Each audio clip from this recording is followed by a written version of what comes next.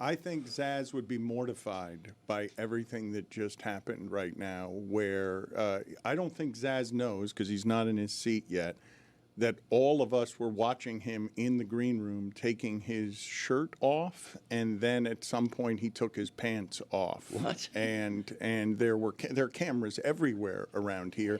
All I heard was Chris Cody screaming. Chris Cody was just yelling like, Zaz, Zaz. Zaz doesn't know that he's on video. I did not like any of that. I felt very uncomfortable right away. I saw his shirt come off, and that was a sight to see. And I was like, okay, if that's where it ends, it's fine. And then he took his pants off. Luckily, he had his underwear on. And from there, I started shouting to the video team, guys, I can see Zaslow. Yeah, well, no, you brought everyone's attention to, wait a minute. No, it wasn't from there that you started bringing attention to this, because the only reason I looked at any of the cameras is because you were yelling about the fact that his shirt was not on. And I was being helpful, though. I was not doing it like, ooh, this is fun for me. I was doing it like, I would hate to be in this spot where people were seeing me without me knowing. That's a vulnerable spot. I think the natural follow-up question is, why is he disrobing in the studio? That's a good question. Well, it wasn't in really the studio. This is the studio. He was in the green room, and he thought it was a private area. And it is usually a private area. If you close the door, it's private, but there are cameras everywhere here. Right, but that doesn't answer the question, why was he disrobing while on the Le Batard All right, clock? we'll inform him of all of this when he gets here, because I don't think he knows that we were watching him. We will get to see his face together and notice how disoriented he is and bothered and shocked he is by that. I see just a great deal of unrest in the other studio. None of this sounds as audio the way that it's supposed to. I'm judging just from the horrified look on Roy's face and the fact that Mike just fled the room to go be with a pantless Zaslow. Have I kept you cool, though? Because I felt the panic, and I was like, guys, we need to keep Dan cool here. So I was like, nothing going on wrong here. No, I just saw widespread panic on what the audio was here. What's the matter with the audio? You just sound a little hollow to me right now. I want more robust Dan Le Batard, but also you got this weird shadow show voice when you start that's always like way lower on the levels. Yeah, fix that. No, don't fix it. It's your trademark. Whatever. We adjust on our end. It could also be because Zaz isn't in the room and we only have those two mics cracked open right now and it sounds different. Widespread Panic is a band. I thought so. Yeah, I thought so. He said he saw Widespread Panic. I was like, okay, where? West Palm? Do you like that band? First time I'm hearing about Widespread Panic, other than the one that I just saw on the face of Roy and Mike, because we're playing the hits. I sounded a little bit hollow. 20 years. I still care like that, Dan. I'm like, that's not a robust mic. Football is back, Jack. Oh my, we've waited for so long. We're so damn excited that we put it in a song. Don't need no check downs. Give me big hits and quarterbacks. Keep your fantasy team from falling off the track. Football is back, Jack. Whether on the ground or through the air. When the chips are down and you throw a prayer. When your team is primed and on the hunt, it's 4th and 10, you refuse to punt. When the shoulder pads and helmets crack, that's how you know that football is back, Jack. Let me hear you say, football is back, Jack. This high is wild and out of control. And we're gonna ride it every week till we reach the Super Bowl. Don't need no check downs. Give me big hits and quarterbacks. If you say this game's the best, I'll say it's a gag. Football is back, Jack. Football is back, Jack. Football is back.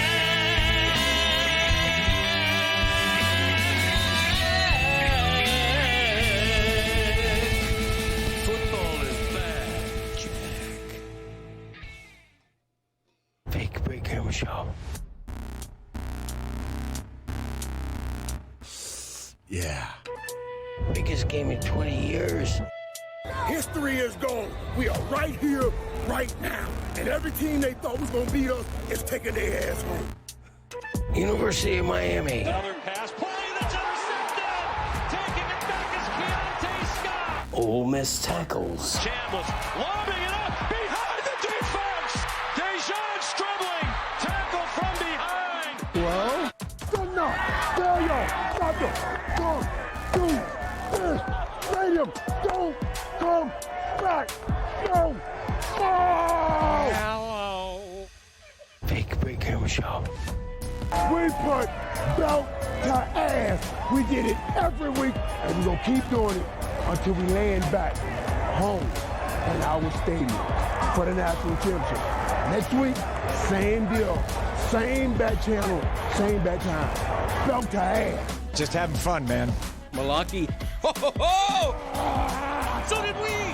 Bro, we only got 30 more minutes. 30 more minutes, we get everything we can work for. Them boys ain't work how we work. They ain't feel how we feel. They ain't cry how we cry, gang. You can see they don't got the energy we got, bro. They don't want it how we want it, bro. 30 more minutes is all we got.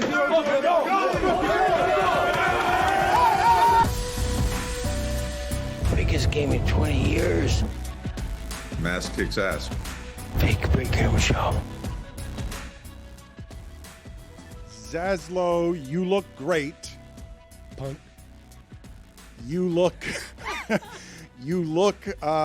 like no one in Dodgeball, no one in the movie Dodgeball, but you look like you're going for it. And I don't think that you know that while you were getting dressed, we could see you on the cameras taking your shirt off and then your pants off. And Chris Cody was shouting to everyone here. Trying to be helpful. And I believe there are human resources violations with the fact that there are cameras everywhere, and there was flat, rampant voyeurism going on as you took your shirt off and then took your pants off. Yeah. And Chris Cody did play-by-play where he's like, Chris Cody actually said he's taking his shirt off. I hope he doesn't take his pants off. Oh, my God, he's taking his pants off. Why is Morgan Spurlock changing our green room? The late Morgan Spurlock. I thought I had avoided human resources by asking our makeup girl to leave the room because I don't want there to be an issue. I thought I was doing the right thing here. You look like you're about to slap John Stossel. Well, I will tell you, I look like Dr. D. Dallas Diamond Page. What a great reference. David Schultz. I thought it was Dallas Diamond Page that slapped John Stossel. Diamond Dallas Page. That's a fine. No, that's a play on for me. What? What? Come on. First off, that's not his name. It's a fine. Freudian. That's a fine. You dude. messed up the name, but it's also the moment. It's a different guy. It wasn't DDP. Dr. D. David Schultz. Then I'm wrong. Smacked him up. You think he was an actual doctor? It's a question. PhD. It's something to think about. Dr. David Schultz does look like Dallas Diamond Page, does he not? Diamond Dallas Page. Does he not? Yeah, a little Yeah. bit. You get that little blonde curl and the skin that probably should have had some sun protective stuff on it. Are we going to air the footage of me changing? We're not going to do that. No, we're not going to Yeah, do we that. are. All right. Would you like us to do Not that? really. I would. I do feel a little bit exposed here because if I stand up, the pants do a real good job of leaving little to the imagination. Yeah, we had the side profile, so. You feel like drinker. you are exposed. You feel a little exposed now because you should have seen yourself a few minutes ago no. when you were on all the cameras in here changing in that's the other room. horrible. Horrible.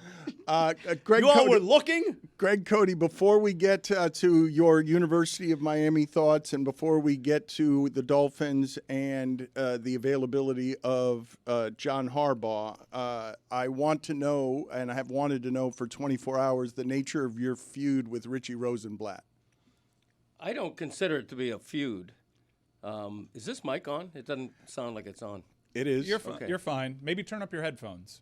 Okay. No, they're loud enough. So you can hear it. Okay. No, I can hear it. I don't consider myself to have or have had a feud with Richie Rosenblatt. Now, for several years, I covered the University of Miami full time, and he covered the University of Miami for the then rival Miami News back in the heyday of newspapers. So we had sort of a fierce back and forth. But this alleged thing that happened with me refusing to give him a pen or something, that's lost in time. Well, it's not lost in time because I mentioned yesterday, and for those who do not know, what happened was in a freezing Buffalo outside the locker room, because Greg Cody had a rivalry with Richie Rosenblatt's pen froze. Greg Cody had a number of different pens that worked fine that hadn't frozen. Greg Cody would not lend Richie Rosenblatt any of the pens. Allegedly. You're going to go to Buffalo with Bernie Parmalee. No, as a matter of fact, I don't recall Richie Rosenblatt covering the Dolphins. He covered the Canes. My rival on the Dolphins beat was Charles Bricker. So did you do this move to Bricker? I may have. Funny part about all this is that aren't you now the last person still using a pen in the locker room? Pretty much. Like writing down your chicken scratch. Right. My dad's like quoting them. Like, do not erase Barry Jackson from the narrative. Oh, he's still using it? B-Jax. Oh, okay. Yeah, and Ira. Yeah, there's a few of us left. Dave Hyde occasionally will chicken scratch. It's such chicken scratch. Like, it's just lines. No, How but do you read it after? It's my own hieroglyphic. I can read it. Like, I've never been accused of misquoting anybody. And if it's a very important interview, I'll record it. But a routine interview where Mike McDaniel is eyeing and umming through a post-game talk. Do you write the ums? Yeah. Or No, multiple times he has recorded an interview with somebody and forgot to hit record and then needed them to come back and do the interview again. Oh, boy. That's embarrassing. That's embarrassing. Happened with Mario Cristobal. It also happened with the president of the Marlins. Where he's... Put it on the poll, please. Love that. At Le Batard Show. Do reporters in the locker room still use pens? Yes or no? Because that's not something that I had actually considered. The fact that you would be alone in a locker room using a pen taking notes. Yeah, and I feel embarrassed doing it, but I do it anyway. But I'm very selective in my quotes. I only write down the things that I think have a chance to get into my column. If somebody is saying some benign comment about we gave it our all, I ain't writing that's that how shit. quotes work. Thank you for explaining that to No, us. but some people write verbatim what everybody says. No, you can't. That's not possible to do that. I think it is possible. It's not possible to keep up with someone speaking, writing at the same pace that they're speaking. Yeah, That's it not is. No, it is. Greg, it's not humanly possible. What do you mean? When you have your own shorthand, which I've developed over the years. I want to play this game where like Dan gives a quote and you do your chicken scratch. All right, and then let's do this now. Let's do it right now. We've got a new budget around here, okay? We've got we're still a growing show. We're still he's got a telestrator now. He's got do it with the telestrator. Try and keep up with me by writing what it is I'm saying because you now have access to a telestrator. I do not believe that you will be able to keep up with us in any way while we speak. Also put this on the poll, Juju, at Le Batard Show. Can you write as fast as someone speaks for 20 minutes? That's the question that's being asked that Greg Cody is alleging that he could transcribe correctly. There are people who can do it. Like I'm forever amazed by closed captioning before AI took over closed captioning or court stenographers and stuff. I'm amazed by it, but I don't think you could keep up with the written hand. I don't think that that's something that's possible, but we will test it. Greg Cody now has a telestrator that he can play with, drawing a smiley face throughout the show, and we've made it's bad judgment to give him the telestrator. He doesn't know. Do you know how to delete it? Wow, he All right, he knows how to use this thing. This is one hell. That's a good job out of you. Like when ESPN started doing that, they throw like Tim Legler in front of the two screen. circles. It's no. very tough. No, what are you doing? No. What are you doing? What was that? Already? And it took 10 seconds. Already? Those are cherries. Really? Those are cherries. Could have been anything. Grow up. It's the best Grow Robo down Fiesta is more like Bowl it. preview I've ever seen. Greg, What? 10 seconds into the telestrator, you're drawing balls? I mean, we all root for it when you see two circles on the screen. Inadvertently, you root for it. You root for it for somebody to do it accidentally. You don't Somebody root had for to it do for it. someone. Somebody had to do it.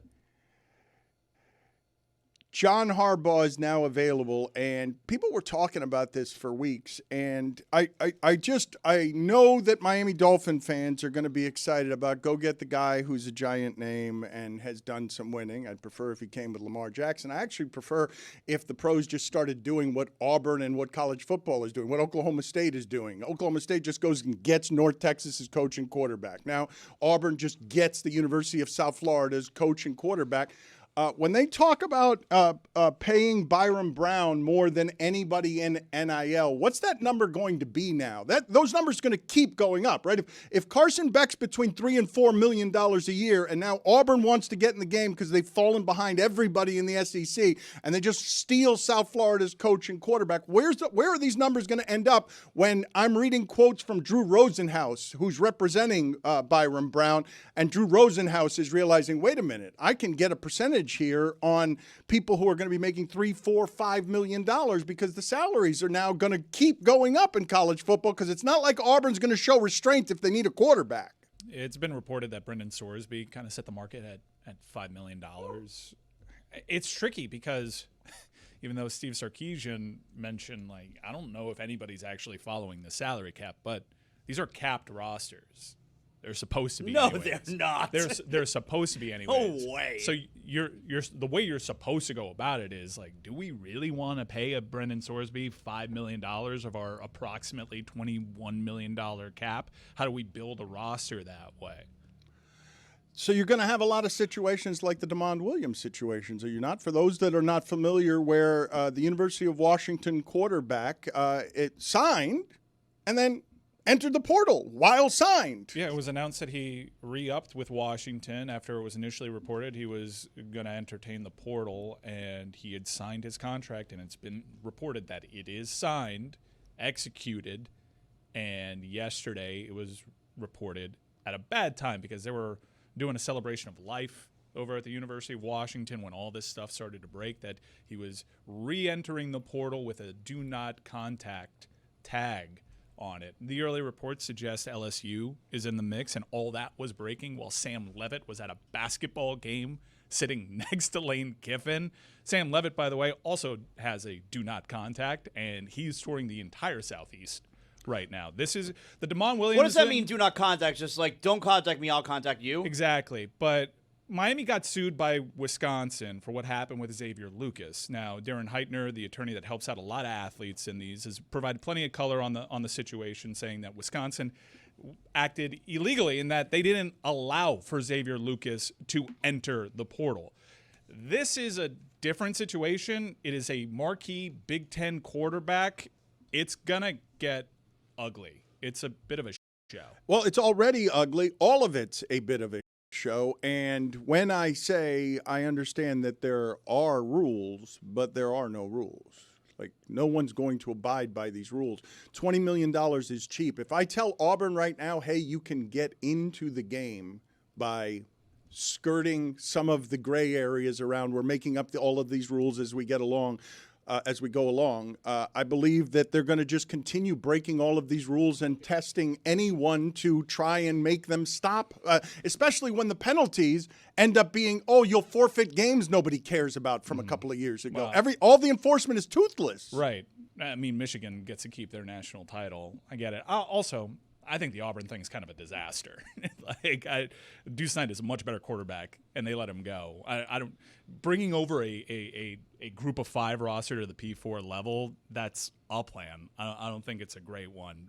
I love Byron Brown, like I did as soon as they took him out for the $4 million. I don't. Okay, I mean you're in the market of knowing what these things cost. If you watched South Florida play last year, as many of you did, you know that their offense was great when Byron Brown played, and then the moment that he wasn't in the bowl game, they couldn't do anything at all. Like, they have an enormous number of athletes over there. He's somebody I would want as my quarterback. Yeah, but that's an insane price. Like, who are you negotiating against? It's only an insane price, though, if we're actually doing a salary cap. That's correct, Mike. It's only an insane price if you're abiding by 20 and 21 million. And I'm telling you that if I tell any of the big programs right now, if I tell the people who run Auburn, hey, you want to get back in the game in SEC, it's going to cost you more than 21 million. They'll go, give double. We'll go double. We'll go twice that high in order to get into this particular game. I can buy myself into the Ohio State category with $21 million. You got the ASU coach out here begging for money yesterday on the show where he's just saying, one booster, please give us $20 million so that we can get into this game. I understand why you hope traffic and Oklahoma State, they're in a different situation because they're in the Big 12 and offense is king there, and maybe Messamaker translates into that conference. Maybe they can microwave it. They also got the running back from North Texas too, right? And that guy is sensational. So maybe that translates. They'll be better, period. Yeah, because they can't be worse. Yeah, I'll go on the record. I think this goalless thing at Auburn's a disaster. I don't think it like early returns on this. It's not a great situation. Maybe he can program build. He did a good job at USF, and I rated him there. But this is not a good start. That's on the record. We do put it on the record, but I would say to you, though, that all it is that you need to do if you're a nowhere program like Auburn this year, a total afterthought in the SEC, there aren't a lot of better options than go get the coach and the quarterback at another school. I'll try and fix it that way. Like, it's one thing. Like, if I told you right now, John Harbaugh is coming to Miami, there'd be a level of excitement. If I tell you it's John Harbaugh with Lamar Jackson, all of a sudden it's a totally different thing. The fact that these programs can now go get a coach and a quarterback and turn everything else in college football into the minor leagues of business is crazy. Yeah, it's going to need to be cleaned up, but proof positive. Look at the semifinal, how quickly Cignetti turned things around, and he got Fernando Mendoza in the portal, and he already announced that he's getting Josh Hoover next year. All these quarterbacks are transfer quarterbacks. Miami is back legitimately in the game because of this transfer portal and the ability to turn over a roster at the game's most important position primarily. You're saying it's going to turn around, but like, all right, what's the tipping point? When is it going to turn around? I mean, the government needs to get its crap together. I mean, things aren't even reaching the floor because they're so flawed. Ultimately, we're headed to Super League, in which a television company or a CFP, some kind of government takes over for some sort of governing body takes over for the NCAA, and you have a group of 50 teams that collectively bargain this stuff, and there are harsh penalties for tampering. And tampering, you mentioned Damon Williams. This is a two-way street, and most people don't know this. And Lane Kiffin is going to be the villain here because people are already teeing off on LSU and Lane Kiffin for being the ones to tamper with Damon Williams. Most of the people talking to other teams right now, and there's about 4,500 players in the portal last I checked, most of the high-end quarterbacks that are taking meetings with teams aren't even in the portal because tampering is a two-way street. It's the agents. It is 100% the agents that are initiating the illegal contact. Yes, are some teams... High-end teams would be stupid not to listen because this is a talent acquisition game. And I would venture to say there are certainly plenty of programs that skirt the rules and initiate contact. Deion Sanders has spoken about this, which is funny coming from him. But, like, this is a thing. But it always will go on, and it's highly convenient that Lane Kiffin is involved in this process in particular because this is an agent thing. Well, Damon Williams signed this contract, and I believe Jed Fish, the head coach at Washington, and Damon Williams are rep by the same agency. The reason that I think all of this is both amazing and fascinating to see happen, because it was right before the pandemic, we were talking about no players were being paid at the beginning of the pandemic. I've seen some of this happen in Hollywood. Agents running things that have no laws, super dangerous, involving kids and families from poverty. Like, the idea that the agents can step into a breach where there are no consequences. You think he'll take advantage? It's crazy. You cannot have this be what it is that's governing college sports and expect anything that resembles order. You mentioned Indiana, okay? And Indiana has a chance here to win the championship as a true undefeated team. Do you know how unusual it is that Miami's got a chance at the championship with 2 losses? like in the history of the sport, I'm going to guess that there have been maybe the history of the sport. Take a guess how many 2-loss champions there are, because Definitely none before any kind of playoff. No, well, none before. Obviously, none before a playoff. Les Miles is the last one that I can remember, and I don't know if it's happened before that. I think Bama recently got in but that was a 14 playoff. Yeah, Right. but that's even harder to do with 2 losses. It's definitely not unprecedented. It's just rare. But you know what's going to happen? I foresee a time, and it's very soon, where the NFL is going to have to completely redo their rookie wage scale to compete with the colleges.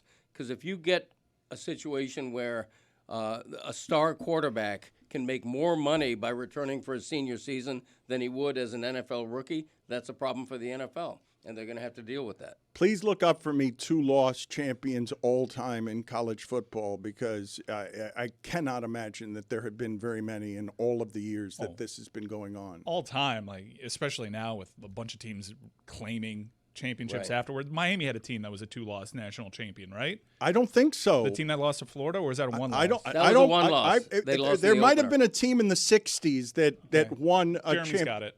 According to The Athletic, an article from just around this time last year, there are only 2 teams ever to have won the national championship with 2 losses. 2007 LSU, which lost a pair of triple overtime games to Arkansas and that still Kentucky, BCS? and then beat Ohio State in the BCS title game. And then 1960 Minnesota, which had lost to Purdue in its second to last game of the year, but moved back to number 1 a week later and was crowned the national champions. Right. Cody, was that a good Minnesota team in the 19? I remember that team, and here's another fun fact. That Minnesota team in 1960 shared the national championship with Ole Miss. Ole Miss claims 3 national championships. The only one they actually get universal credit for is the co-championship in 1960 with Minnesota. Greg Cody has proclaimed that if Miami beats Mississippi, they will be champions. He's not worried about the next game. He thinks that Mississippi is the difficult game. I'll say something that may surprise you. I'm more scared of Mississippi than I was of Ohio State, because Mississippi does the things well that already beat Miami twice this year with lesser teams and lesser quarterbacks. SMU and Louisville do not do as well what Trinidad Chambliss does well. Nobody stopped Mississippi this year. You will not win this game. You will not win this game with the 10 points against Texas A&M, and I'm not sure you win it with the 24 that you scored against Ohio State either. Can I ask you real quick? Is that a power move where you're calling them Mississippi? Is that what's going on there? Because if it is, I'm okay with it. I'm just wondering. It feels like a power move. You're pretty consistent on this, and it's weird because they're famously Ole Miss. Yeah, I mean, you're not wrong. It's a weird preference. Yeah.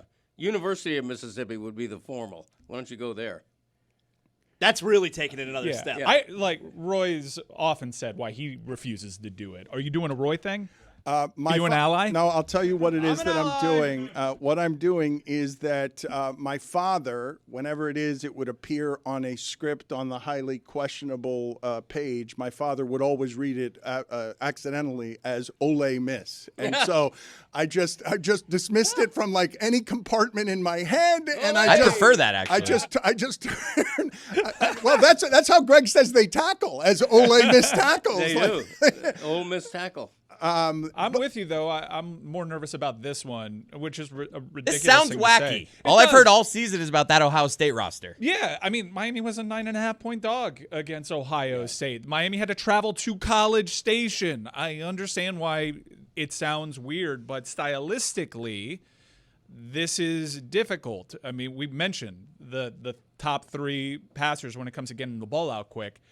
The numbers 2 and 3 were Miller Moss and Kevin Jennings. That is how Louisville and SMU beat Miami. Get rid of the ball quick, eliminate Massador and Ruben Bain. Eliminate them. In fact, SMU should have won that game earlier. There was a play early in that game where they just called a screen pass where they just lobbed it over the head of Ruben Bain and they didn't connect on it. It would have gone for 80 yards, but the whole game plan was just make sure we get rid of the ball before Ruben Bain can go from over there to our quarterback. And Chambliss doesn't get sacked. He got sacked against Florida, but he doesn't get sacked. Very elusive. They have a left tackle that hasn't given up a sack all season, but the way that they play also is a reason why they don't give up sacks. But let's look at those games with Louisville and SMU. it's not like these offenses torched Miami. Early, like Louisville goes for a fake field goal that everybody knew was coming and Miami wasn't prepared for. They get lucky on a crossing route, and then Miami settles into that game. Their offense doesn't do much. Louisville wins that game because of 4 turnovers. Miami should win that. This team is better, and this quarterback is better. I get it. But like, this defense is not. But here's the tempo conversation. Yeah, can't we also say the Canes are better now too? Yes. Like the tempo conversation, Miami did a pretty good job against these offenses. Well, when you mention SMU, look at the rushing yards from that game. They were negative until OT in that game. And let's be honest now. Now that Miami's built up the credibility in the playoffs, and I'm not just some like wacko yelling head-to-head should matter, Miami lost the game against SMU for one reason and one reason only, the officiating. And I do think one storyline that has gone totally uncovered throughout this run is you cannot ignore the amount of success that Miami's had with referees from different conferences. You can say that the only reason they lost the game against SMU was officiating, but that game was close, and SMU's not as good as this team, and Jennings is not as good as Chambliss. The 2 teams that beat Miami did so with quarterbacks who are not as good as this one. I'm also not on team, let's just say SMU's not as good as Ole Miss, while I tend to agree. But SMU, like, let's stop talking about the SEC like they're not capable of losing at SMU. I'm just talking about what the Ole Miss offense is, Mike. I'm not talking. Chambliss is a different quarterback. He's the best quarterback that we've faced in 2 years. We also shouldn't just make Ole Miss a referendum of the SEC. They're the last They're the last team standing. No, they're a good great team. They're a like, really just good like team. Miami is. No, I'm co-signing. I'm nervous about it. They do things, but while the comparisons to SMU and Louisville are fine and accurate, Miami is a different team now, and I think that's very clear. Maybe, because the team absolutely has been playing better over the last 6 weeks than when it is that it lost, but it will only take a couple of coaching mistakes to remind us that this coach is not someone you trusted before 2 games ago. Why don't you trust Mario Cristobal? Like, I think that's false. What is he messing up on game day? Historically or this season? Yeah, no, I'm saying this season. I'm well aware of what history will say and not let him forget. What Lashley and Braum handed him his head with lesser teams. No, they didn't hand him his head. Those were 1-score games. And what did they do from an in-game coaching SMU and Louisville are not as good as Miami, and both of those coaches figured out by getting the ball out early, and in Louisville's case, making Beck beat them, and it couldn't because he kept throwing the ball deep when he shouldn't have. Both of those coaches undressed Cristobal with lesser teams. Okay, a coaching one-score loss is not an undressing. Well, but the Canes were favored by double figures. Look, I think it's fair to say. I think that Miami made coaching mistakes. We were sounding the alarms that we have tendencies. Teams are over these tendencies. And in that SMU game, Shannon Dawson started to mix things up. That was a weird game. Penalties kind of took over. Miami should have won that game, no doubt. But in terms of like game management and clock management, if you're still like touting that Mario Cristobal is a fuck-up of a game coach, you're not watching. I'm saying I am watching, and I'm saying that 2 victories ago, you didn't trust Cristobal in any of these games historically. And I'm saying from 2 years ago, I have. Miami was in plenty of 1-score games last year, and people just want to say, like, why didn't he go for it against Syracuse? What was that play? Like, he's been good. I think the question is, are we at a place then, even if you trust Cristobal now compared to the past, are we in a place where if it's the 4th quarter, it's the middle of the 4th quarter, and it's a tie game, are you not saying anymore, I hope that Mario Cristobal doesn't F this up? Are we at that place? And if we're at that place, okay, fine. But I don't know that we're at that place. In the CFP, there have been 2 instances where I'm like, that's not my favorite. It was the approach to close the first half, the settling for a field goal at College Station that they eventually missed. I think that was more like Carson Beck not wanting to mess around with the win because he had no interest in putting those balls in play. And the one that almost burned Miami was to close, once again, end of the first half, Cotton Bowl. We take a timeout and aid Ohio State's clock management. They end up taking a field goal attempt. They miss it. Miami stays up 14-0. Those were 2 that I think that you can isolate. And there are plenty of coaches who you don't second-guess that Right, about. but we also do this thing where we don't give him credit for when he gets it right because there's just this narrative that I think is pretty unfair. We have given him credit. You called him a genius several times earlier this week because he's won the 2 most recent games. One of the issues that they're going to have tomorrow night is that their defensive players are going to get tired. They're going to have to rotate State players, the pace that that Mississippi keeps is very fast. And by the fourth quarter, if that game is close, I am scared of what that quarterback can do. I was 100% though, Dan. I was confused. But we're different there too. You're worried about rotation? That SMU game, well, I know you're frustrated, but I need to stop you because Miami is rotating players. You're seeing players develop. Marquise Lightfoot is beating double teams now. When Ohio State goes on that run, yeah, they're doing tempo, but Miami is saving guys for the fourth quarter. That is where they're different from midseason. The thing that I am worried about that's different from midseason is that Mississippi has lost one game this season. They could have beaten and should have beaten Georgia both times they played them. The first time they played them, in the fourth quarter, Chambliss was 1 for 10.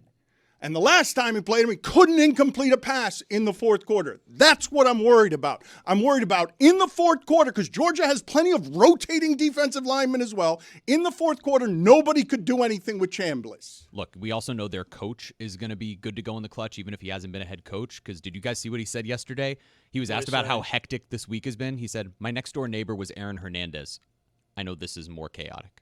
Yeah, it's Joe Judge, who's in charge of the game flow operations, and he had a spectacular failure in the Sugar Bowl. I think that Miami's reputation precedes itself, and people think that they're the team that lost to Louisville and SMU. I think if you watch those games back with the benefit of hindsight and knowing how far Miami has come and how they've broken tendencies and how they've changed personnel and how players have developed and what Mario Cristobal and his staff have learned from those games, I think you realize that Miami has the ability to slow this offense down. In fact, when Ole Miss ran up against a team that was a good defense, someone alarm?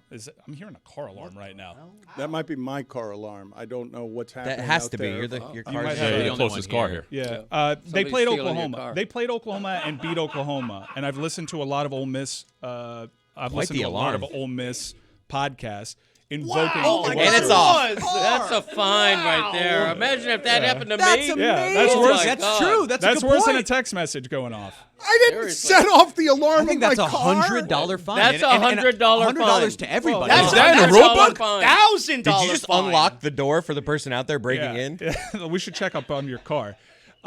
Ole Miss, good about tempo, one of the fastest teams in the nation. They had their slowest pace of the year when they played Oklahoma, the best defense that they face, a defense that they compare a lot to Miami's. But I also think you should pay attention to what Lane Kiffin said after that game, because he apparently was holding the ball because he was weary of Brent Venables stealing signs. All right, the way we're talking about Trinidad Chambliss, and my God, I can't wait for this game, mainly because I'm tired of hearing about Trinidad Chambliss. How quick it's John Elway, apparently, that we're going up against on Thursday nights. But if the way we're talking about Trinidad Chambliss, it sounds like this is the most difficult game the Canes are going to have then.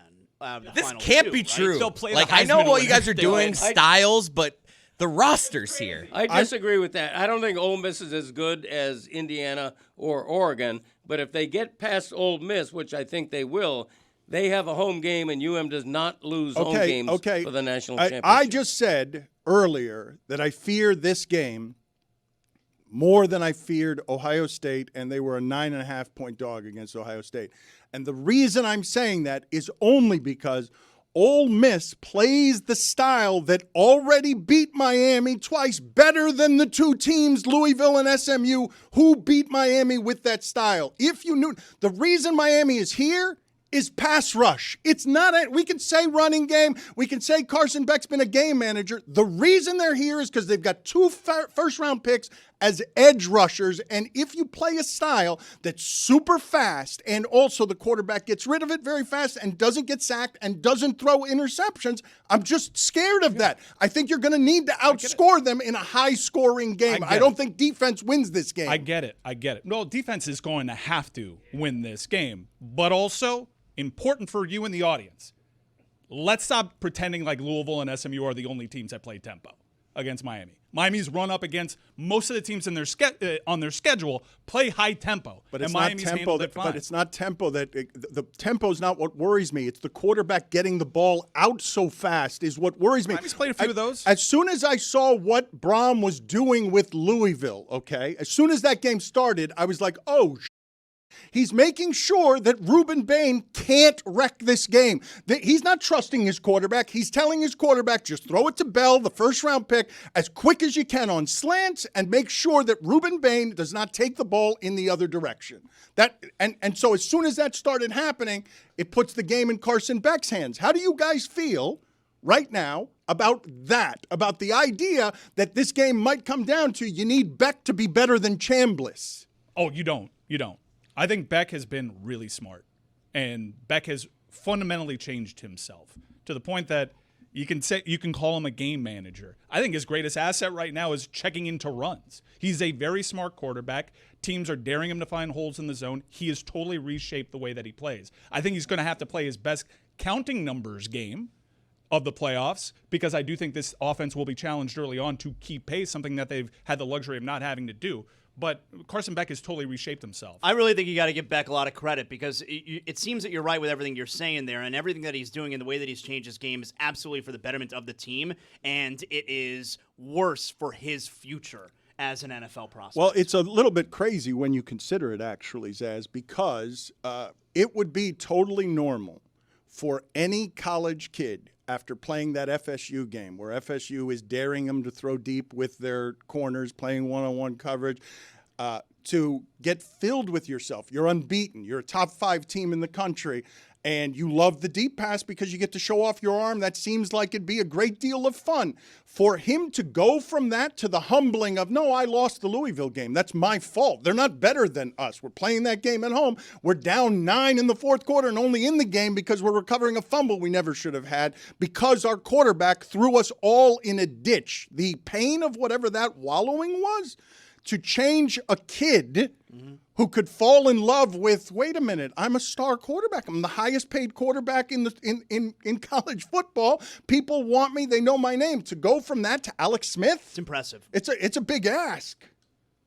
This episode of the Dan Le Batard Show is presented by DraftKings. DraftKings, the crown is yours. Jeremy, can you please tell me who led college football in yards per game this season? Because I know Mississippi was second, even though Chambliss wasn't the starter at the beginning of the season. They average almost 500 yards a game. They're putting up 40 points a game in the CFP, and it's very different. Miami has held its 2 college football playoff opponents to 17 combined points, and it has 2 scoreless halves in there. That would be the future Oklahoma State, North Texas Mean Green.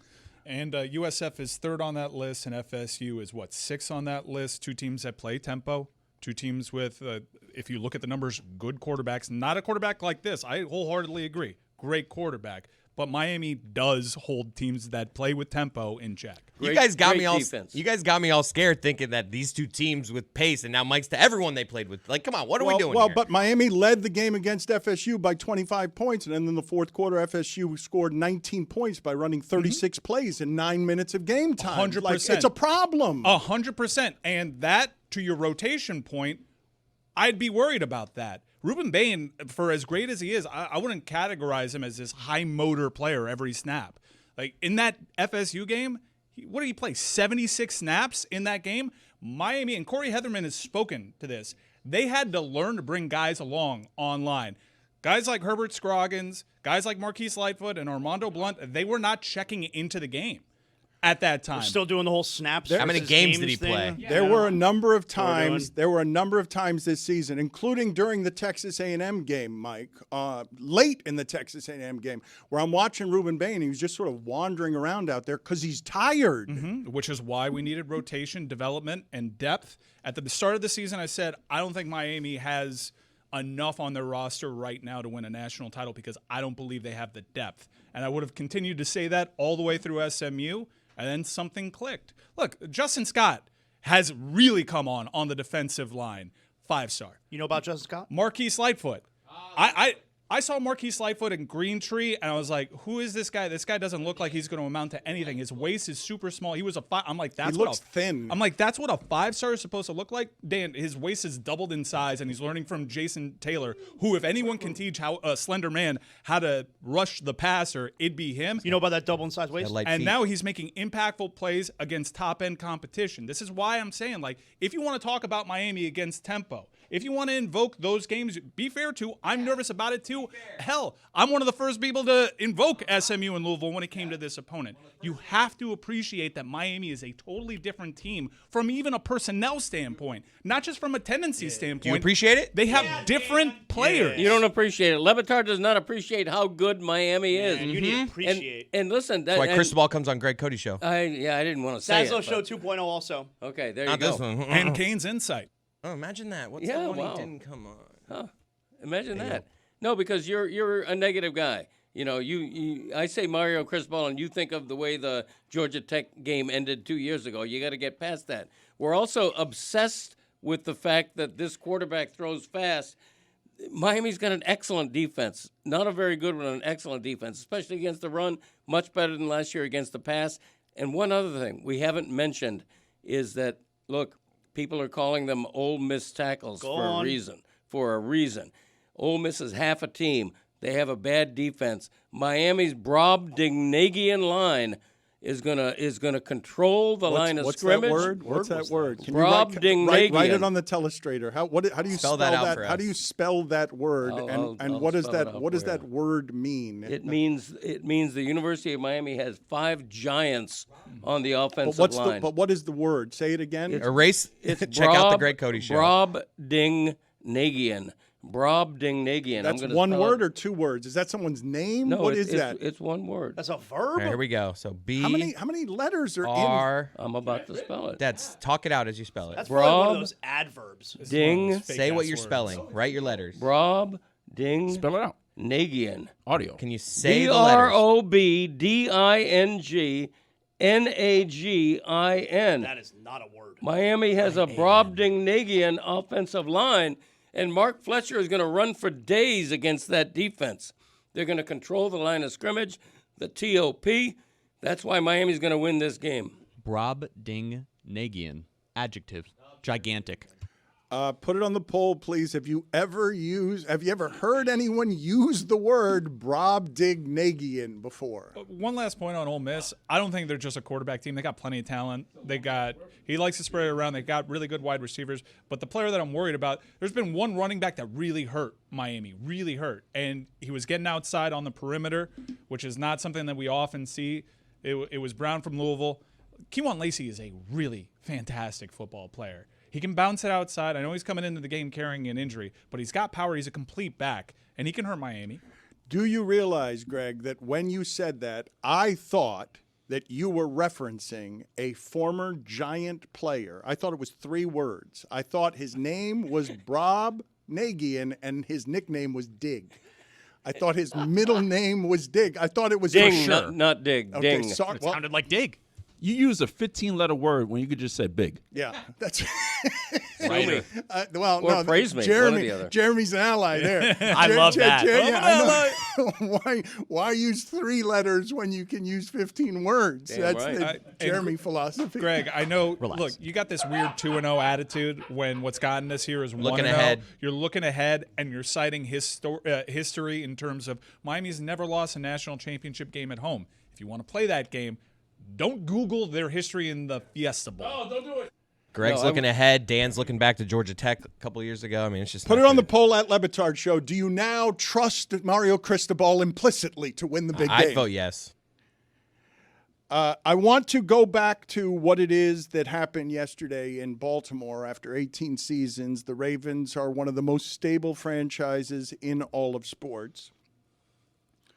And Dominique Foxworth proclaimed himself, and this bothers me when people do this, as shocked but not surprised. Yeah. And I don't think you can be shocked without being surprised. Put it on the poll at Le Batard Show. Can you be shocked without being surprised? Even though I understood what he was saying, because people were talking for a while that Harbaugh might be in trouble there. But the thing that I want to put in front of you guys is the following, because I didn't remember this. I had to go look it up to get the specifics of how it is that the last 4 Ravens seasons have ended, okay? The last 4 of them. Because obviously, In the last game, you've got Loop missing a field goal, and Pittsburgh gets into the playoffs. And I don't believe any of us would honestly say that Pittsburgh is better than Baltimore. We'd say Aaron Rodgers, the old guy, played all the games. Lamar Jackson didn't. Therefore, Pittsburgh is in the playoffs. Pittsburgh, I guess Rodgers missed one game, but Lamar Jackson not being himself is the reason that Baltimore's not in the playoffs. So, a missed field goal at the end, which doesn't make them actually any worse. They'd be in the playoffs. That's how this season ends. Last season ends. They're in Buffalo. They got the 2-point conversion. Mark Andrews drops it at the goal line. That's how that season ends. 2023, Zay Flowers, goal line fumble when they're down 17-7 against the Chiefs in the AFC Championship game. And then 2022 with Tyler Huntley, right? With their backup quarterback. I don't know if you guys remember this wild card game at Cincinnati. He fumbles 3rd and goal at the Bengals 1, and it's returned 98 yards for the game-winning touchdown. That's how their last 4 seasons have ended. What does that have to do with Harbaugh? I get what you're saying, but in going back in time, Dan, you're showing a downward trajectory. They have been getting worse and worse. I think it's pretty clear that Lamar Jackson is diminishing a little bit. And keep in mind, Lamar Jackson saved John Harbaugh's job. They announced a parting of ways, John Harbaugh and the Ravens. Lamar Jackson came in, lit the world on fire, and they decided, you know what? Let's keep this together. We're not going to part ways. And then the Ravens are in the conversation. But how much more talent did that Ravens team need to have for people to start worrying about John Harbaugh? What does he bring to the table? He's a special teams guy. I think his greatest skill, the Harbaugh name, they build great staffs. But people poach those guys. Is this guy a Mike McDonald merchant? Like, I don't know how you could look at the last year of Baltimore Ravens football and be like, no, this guy's ready to go. I understand why he's a hot candidate. He's a Super Bowl champion. So is Brian Billick. And I'm not making that comparison. I'm just saying this is catnip for Miami Dolphin fans. As soon as I saw that news, I thought that Greg Cody had the Lamar Jackson, John Harbaugh, go get him article written in drafts. Well, but you can't do the Lamar Jackson, John Harbaugh, go get them when one of the main reasons Harbaugh was fired was likely because Lamar Jackson didn't want him to be his coach anymore. Well, Lamar Jackson had a bad season, and good quarterbacks have bad seasons. We've said that about Tua, who I don't put in anywhere near Lamar Jackson's class, but The Ravens have been a respected, well-run franchise until now. The idea that they fired John Harbaugh because a kid kicker missed a 44-yard field goal, which is tantamount to an extra point. It's a chip shot in the modern NFL. I object to that. It's a chip shot. Greg, let's not minimize this saying that it's because a kid missed a field goal. It absolutely is. They lost 8 other games. They had 8 wins. That's why he's available. Tyler Poop. Because Lamar Jackson was injured for a third of the year. They had and 2 Pro Bowl quarterbacks. He had a bad season. That's Lamar garbage. Jackson. That is garbage. What you just did there is garbage, They making put up 8 Huntley wins a with Pro 2. Bowl quarterback. You made Huntley a Pro Bowl quarterback just because 7 other guys dropped out. That's nonsense what you just did there. What is happening here, Greg, where Mike Ryan is accurately accusing you of having that column already written? Because Dolphin fans are going to absolutely want just the Harbaugh name. Okay. It's just so silly. I want to know, by the way, Greg, like when the Harbaugh news comes out, what's the process? Like, are you already home? So it's like, okay, let me go sit in front of the computer.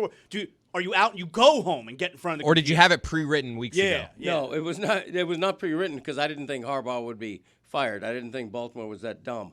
I said on this air yesterday that the problem I have with the fire the coach mentality is that every time somebody says to me, and it's happened thousands of times, fire blank coach, fire McDaniel, and I'm like, who's next?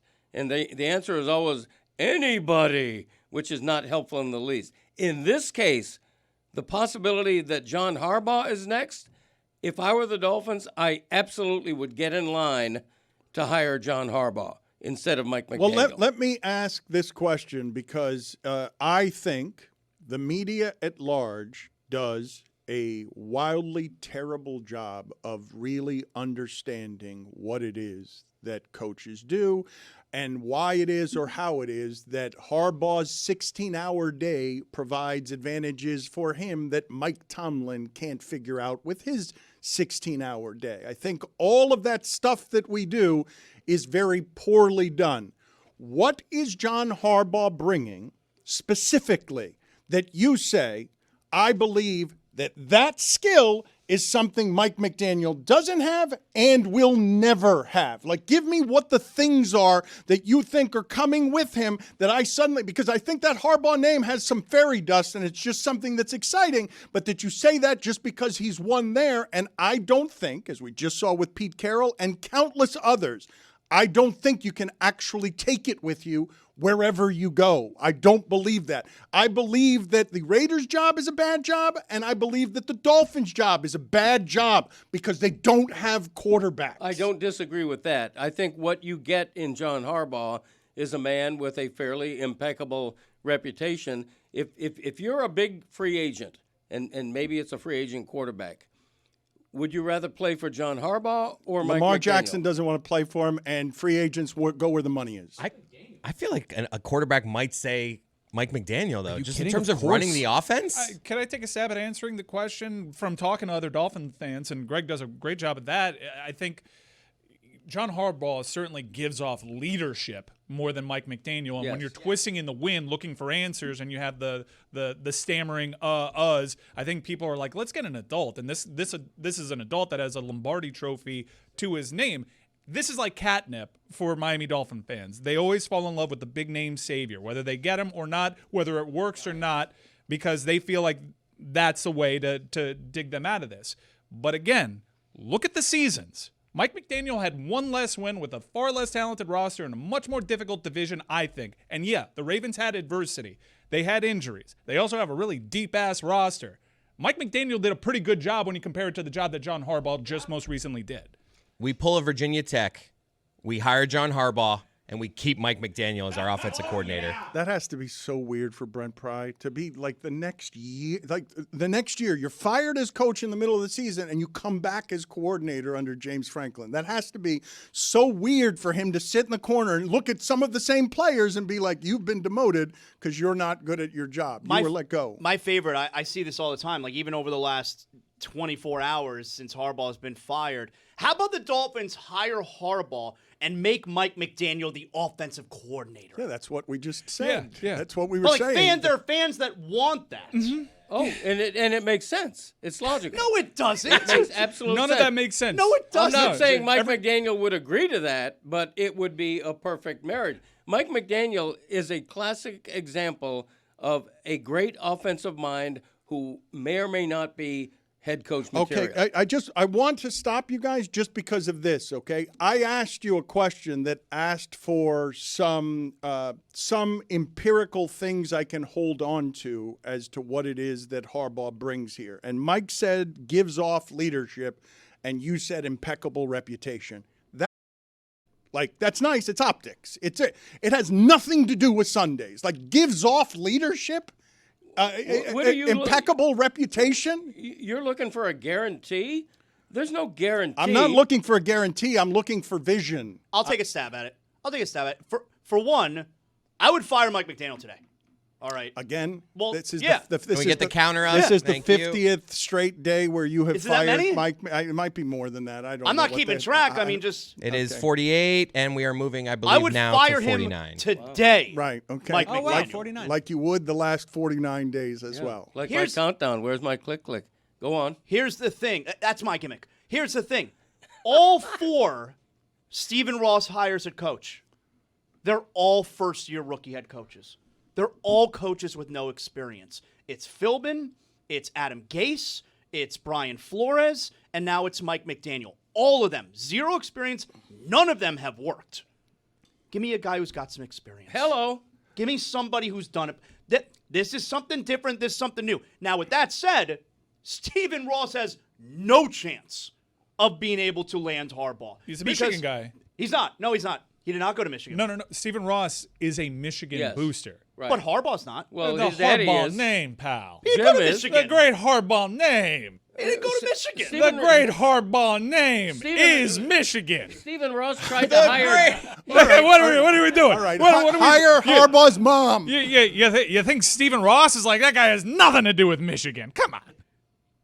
His daddy has to do with Michigan, and so does Jim. Stephen Ross tried to hire Jim. Same DNA. You didn't get Jim, now go for John. So Stephen Ross never gets the big hire. He's never been able to get the big hire. And you think after trying to court John, an actual Michigan man, is he Jim or John? Jim is the Michigan guy.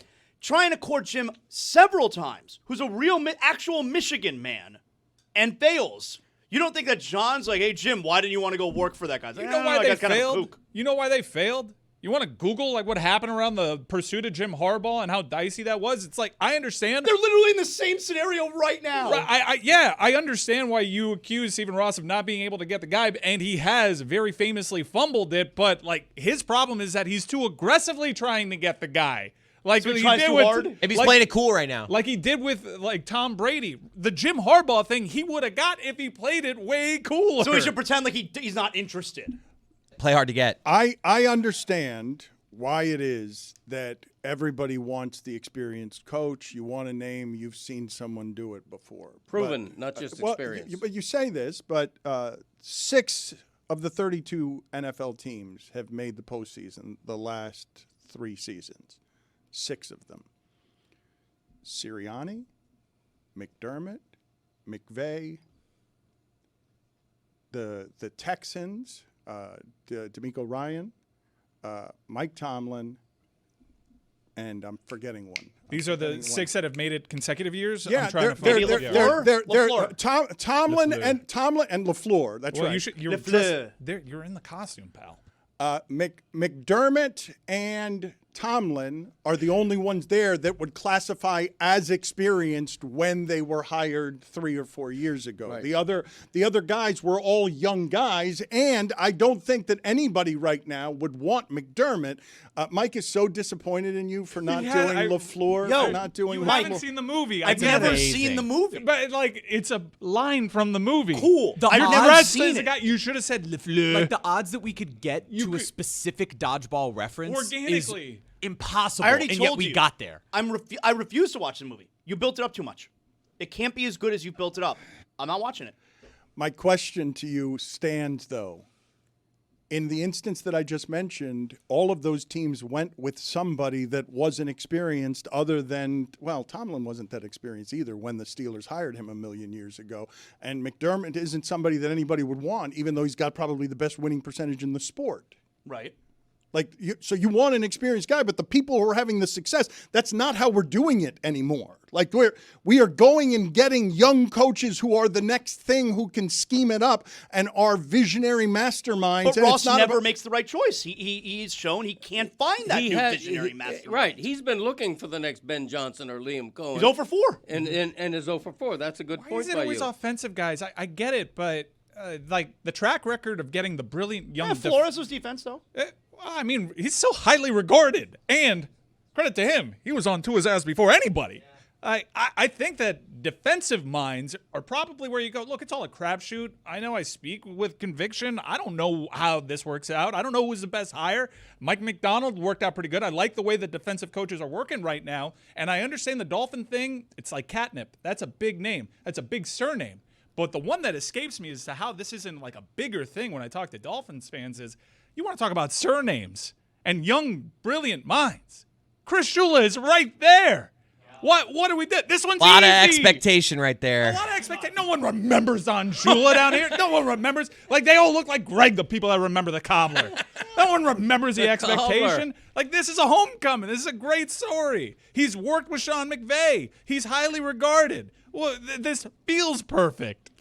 Speaking of looking like Greg, I have something I want to go to here and present to the YouTube audience in a second. But I don't believe that many people who are watching football the last 2 years would have said that what you need to do if you have Sam Darnold or Geno Smith as your quarterback is go get somebody who's so good at coordinating defenses that he can turn Seattle into what it is Seattle's been turned into, even though they haven't had a quarterback that anyone would trust at the top of their food chain. What Seattle did, I don't know how excited do you imagine that Seahawks fans were a couple of years ago with that hire? I know that he was one of the names, like with Ben Johnson, he's supposed to be the whiz kid, but that's not experience, Zaz. That's not what we're talking about. Like, everybody wants whatever it is that Andy Reid brought over there, but I just don't think that that's the way that league is doing it anymore. I'm not even disagreeing. The part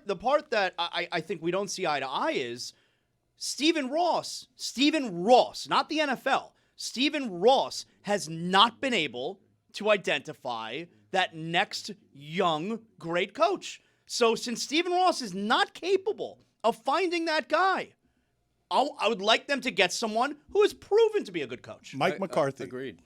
Mike McCarthy? Jason Garrett. Anybody? Mike McCarthy? That's what you want? You want experience? You'd rather have Mike McCarthy than John Harbaugh? No, You're insane. No, I'm joking. It's. I don't want experience in a name just because it's an experienced name. It's not what I want. Okay, there's 7 head coach openings in the NFL right now. I don't think it's a coincidence that yesterday Harbaugh's agent says we've been contacted 7 times by 7 different teams. And it's not just teams that need a head coach, it's other teams. Not saying Miami is one, but I guarantee you more than 7 clubs are interested in hiring John Harbaugh, and they should be. Okay, and you may think those 7 clubs are all wrong for inquiring about I know Harbaugh. all those 7 clubs are bad and unstable, and so they want anything that feels like stability, and that is a call. You'd want to talk to Harbaugh, wouldn't you? Yes, like, of course. That's what I mean. Like, Whatever. I think it's like bringing him in to like talk to him. I think is fine. Well, how about while this? you have a coach. Well, how about this? There's a Yahoo report saying that Phillip Rivers might be a head coaching candidate. Wow. Do you want to interview him? Dan? Hit the white guys button. Yeah, no experience, Dan. Do you have to adhere to the Rooney Rule if you're presently sitting Mike McDaniel in the cuck chair, making him watch this entire thing? Yeah. It's like Zaz with Billy Crystal. I don't play that game. Everybody knows I'm not a cuckold. If people want to tell me, like in the example, the Mike McDonald and not exciting people, although Mina Kimes was all over that. She was hyping him up for a long time. Mike McDonald is actually an argument for John Harbaugh because it seems as though the Harbaughs are really good at identifying coaching talent. Now, maybe that is a skill that they can't replicate year over year. Maybe they found all the good ones and can't find any other good ones. But your hope is that John Harbaugh would bring in the next Mike McDonald. So let me just close the loop on this by asking all of you this. I saw Jeremy smile as soon as I said loop and know what he was thinking over there. It annoys me to have that. That's why we're talking about Harbaugh. I can't even smile. Kid kicker misses that chip shot field goal. They fire the coach. Then the coach walks him back with his arm around him. Come on. This is what I want to present to all of you because I believe most of the people listening to this would be able to discern for me what the gulf of difference is between Patrick Mahomes as a quarterback and whoever it is that you think is the 10th best quarterback. Do you feel like you can do that with coaches? Like, do you feel like, because when you're sitting here talking about the identifying of future coaches, okay, Mike McDaniel is Kyle Shanahan's guy. That's the guy. Everybody wanted a Shanahan guy when Shanahan was the one doing the winning. So do you think that we or the people in this audience can tell me appreciably, not based on what it is that you've seen Baltimore do with Lamar Jackson, how John Harbaugh is better than whoever is regarded as 10 spots below him? And whatever that difference is, do you view it as that valuable and that difference-making that when you're making the argument gives off leadership or impeccable resume, you feel like you got a good handle on, if I put this guy in my locker room, and I still don't have a quarterback. I don't have a quarterback. I am doomed at quarterback. I can take that guy, put him here, and I'm going to be able to feel better than somebody who's 10 spots worse than him. I just don't feel like anybody can do that listening to this, and I don't feel like anybody in this room can do it either. Aikman could do it. I also just don't understand because you hire Harbaugh, right? And you know you don't have a quarterback. So that means you're bringing him in with the idea of we're going to give him a very long leash to figure this out because he's leader guy. McDaniel was the phenom that you guys are talking about. He came in and he turned Tua, who Brian Flores said was a nobody, into a superstar when their roster was better. This roster stunk. So what'd you do? You fired the GM, which is the right move. And now, to me, what you should do is give McDaniel another opportunity with a different quarterback and a better built roster with that leash that maybe you're going to give Harbaugh to go back to being the wonderkind that you actually did hit on. You've never done it before, but this time you did. They're likely going to do that because they're not going to land Harbaugh, like I said. No. Just like 15 years ago, by the way. No chance of landing Harbaugh. But just without context, because what you're saying makes sense, but without context, you can have John Harbaugh coach your team or Mike McDaniel coach your team. Which would you want? I'd like McDaniel because okay. I think that That the is last several years of John Harbaugh have been boosted by having one of the greatest quarterbacks to ever play the game. Okay, but he won a Super Bowl also before Lamar Jackson. He did. Great defense. He had a great defense, and Joe Flacco got and really a very hot. stable organization that built him a great team. What I just want you guys to sort of marinate in this because I know these things happen very quickly and people become dumb very fast, okay? If you told me simply, hey, I've got a coach who can make Raheem Mostert score 18 touchdowns in a season, I want that. And I don't know that Harbaugh can do it. I know he can do it with Derrick Henry. I don't know that he could do it with Raheem Mostert. And I saw that happen. But I understand what happens here where you end up under 500 and everybody forgets everything that happens. And now somebody else's trash is your savior. Of course, all of the losing teams in the league are going to call Harbaugh. Vrabel had to sit out a year. Like, Vrabel sat out a year because everybody was just sort of running around over the few job openings. Every year, there's like one coveted guy and 10 teams who need a coveted guy. 10 teams that need the optics of gives off leadership. I guess I'm putting value on the distinction between Mike McDaniel seems to be a guy who is able to coach the quarterback, but I don't know if he's been able to coach the entire team, while Harbaugh, it seems he can coach the entire team. That's fair. Or he can hire a great offensive coordinator if he doesn't feel like that's his We've got to fix the expertise. Dolphins. Get me Adam Archuleta as fast as you can so that we could just start interviewing But not random broadcasters. No, the Dolphins have Aikman. they have Aikman on a stipend. They've got him under contract. Let's just get an assortment of other broadcasters to come in here and tell us what the Dolphins need to do. Start with Adam all right. Archuleta. Guest booking. Can you get on that? Is this alphabetical? Who would come? Get me Ala Abdul Nabi. In hearing you guys talk it out, yeah, I'm not a Dolphin fan, and I don't know what the right move is. We're talking this one out. But as we talked it out, I'm like, why would John Harbaugh pick Miami? That's fair. He wouldn't. Retirement spot. He wouldn't. He had a really great career because of the stability of one of the best front offices in the sport, and he comes and he walks into a total mess with a bad cap situation because they got a dead weight quarterback that is going to be near impossible to move. They're going to have to take a huge cap hit on it. If I'm John Harbaugh, I know it's Miami, but and if I have 7 teams interested, there's got to be a better spot than this. We talked about this yesterday, right? When it comes to salary caps and Stephen Ross, who's in his 80s. I'm not trying to kill him off, but he's got more money than anyone needs, and who knows how much longer he has left. Why can't Stephen Ross call up John Harbaugh, who clearly is not going to want this job, and say $50 million a year? $50 million a year. Why can't? There's no salary cap. I think he'd take it. Like, then. if Ross wants him, he's not going to turn down $50 million a year. Why doesn't he do it? I think he's going to go for the best situation, which largely means the best quarterback. Even if Ross offered $50 million a year. That's ridiculous money. Why is it ridiculous? Because he's not going to do it. It's crazy. I guess my question is, why wouldn't he do it? I hear you. If you believe it's that valuable. Like, if you believe he brings all the things Greg seems to think that he believes, it would be worth that. May I bring something up? If we were having these conversations last year, I guarantee you'd be having this same conversation, not with John Harbaugh, but with Bill Belichick. And that's what a Dolphin fan is. I feel like I did that last year with Belichick. Probably did. The lack of stability here is a giant problem. the turnover, the fact that you don't trust ownership, the fact that the one thing that's been in place the entirety of the 25 years is the owner that you can blame.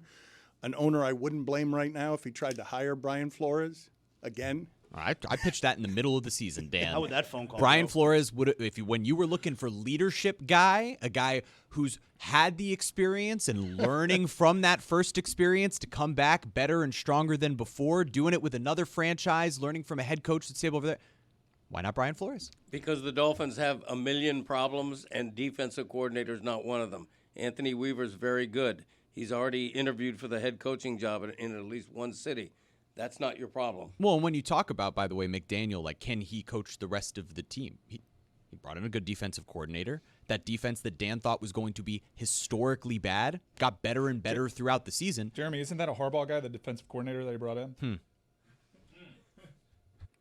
I want to show the audience a couple of photos here of Ed Orgeron and a haggard-looking Wayne Gretzky and ask the audience which of these two people look like they're closer to becoming Greg Cody. We've got Ed Orgeron here looking strong. Symmetrically, the face is close. The face is round. It looks like there are things inside of Orgeron's cheeks trying desperately to get out. Now put up Wayne Gretzky here. Oh, wow, I see it there too. The great one. Miami did that. That was Miami. He's got the Gretzky color more. What's with the eyebrow? Yeah, that's... Greg, do you have a nominee here between the two on who you think I looks would rather more be, like you? Yeah, I would rather be likened to that Wayne Gretzky photo than to that Not what Ed I Orgeron asked photo. you. I didn't ask you who would you prefer to look like. I asked you who looked more like they were on the route to being someone who looked like you. Sadly, probably Ed Orgeron. Sadly. I'm being honest. He looks great, I think. Ed looks great. You got to get the whole picture, though, with Ed. And look at him in the UM shirt. Come on. It's a rounder face, right? I believe that Gretzky's face is a little bit too streamlined in order to be your face. Uncle Dick used to call Greg the point because his head kind of, comes to a point, and that's what Ed Orgeron has that going on. No, but Ed Orgeron looks like the woman that your lesbian aunt's been bringing to Thanksgiving for the last 30 years. I'm going to use a Greg Cody word, amalgamation. Let's mix both Gretzky and Orgeron There you together. go. Put them together. Do that, guys. Have AI do that. Jeremy, I'm kind of proud. Put it on the poll at Le Batard Show. Does Ed Orgeron look like the woman your lesbian aunt has been bringing to Thanksgiving for the last few years? Also, cut up me trying to say Ed Orgeron. I thought we supported you there. So long. We left you alone. We just moved past it. I appreciate you that, gave but up we on couldn't. yourself in the We have middle to of go it. back. You We have gave to up go back to on that. yourself in the middle of it, and we just moved on because it was too low-hanging fruit. It's just too easy. I'm genuinely worried about your psyche, so I did not want to laugh at it that time. You know what's funny? Go ahead and get me stuttering on the matriculate. It's not quite that funny because it happened to me a handful of times, not with matriculate on the Christmas break, and I am wondering if something is like short-circuiting in the wiring, in that I am stumbling on some of these words in common speech where I don't have a reference point for something like this happening to my brain. Matriculate the ball down the field. Thank God you're not the one that said Brobdingnagian. Which, by the way, rough count of 14 letters on that, not 15, Roy. So rough count of 14 there. It's a beautiful 5-syllable word. Should I not be worried that things are coming from my brain into my mouth and doing this without me being able to control it? Matriculate the ball down the field. Truthfully, yes, you should be worried. Yeah. I am. But good content. I think. Yeah. I think No, we we're can all agree. just going to laugh at you and point when you suffer a stroke. The Chuck Knobloch of speech. Have we gotten Adam Archuleta yet? Efforting. Okay, well, hurry up. I mean, we about it. literally just came up with this idea. I Give us a minute. understand, but I want to get. I love this, though. Let's fix the Dolphins. Let's fix the Dolphins by calling random broadcasters and asking them if they will do for free for us what the Dolphins are paying Troy Aikman a substantive amount of money. Like Troy Aikman's probably calling Ross today. Hey, call Harbaugh, right? Hey, I would be. Actually, is he just sending a text? Is Aikman just sending a text? Hey, I got an idea. John Harbaugh. And Ross is just like, worth every cent. So do you guys know how many times the Arizona Cardinals have made the playoffs in their 106 seasons as a franchise? Because I don't expect any of you to know that answer. Twice. But it is 11 playoff appearances in 106 years. Harbaugh had 12 in 18 seasons with the Ravens. So it's a little harder to do than people think. I'm stunned that the guest bookers have indeed. I just thought Archuleta is a great name to say. It's a fun name to say. And I didn't think that they'd produce him quite this quickly. But Adam Archuleta is indeed there, ready to give us all the advice we need on how it is to fix the Dolphins. Can you just throw together some cruddy imaging as fast as you can that introduces this new segment, How to Fix the Dolphins? Let's fix the Dolphins.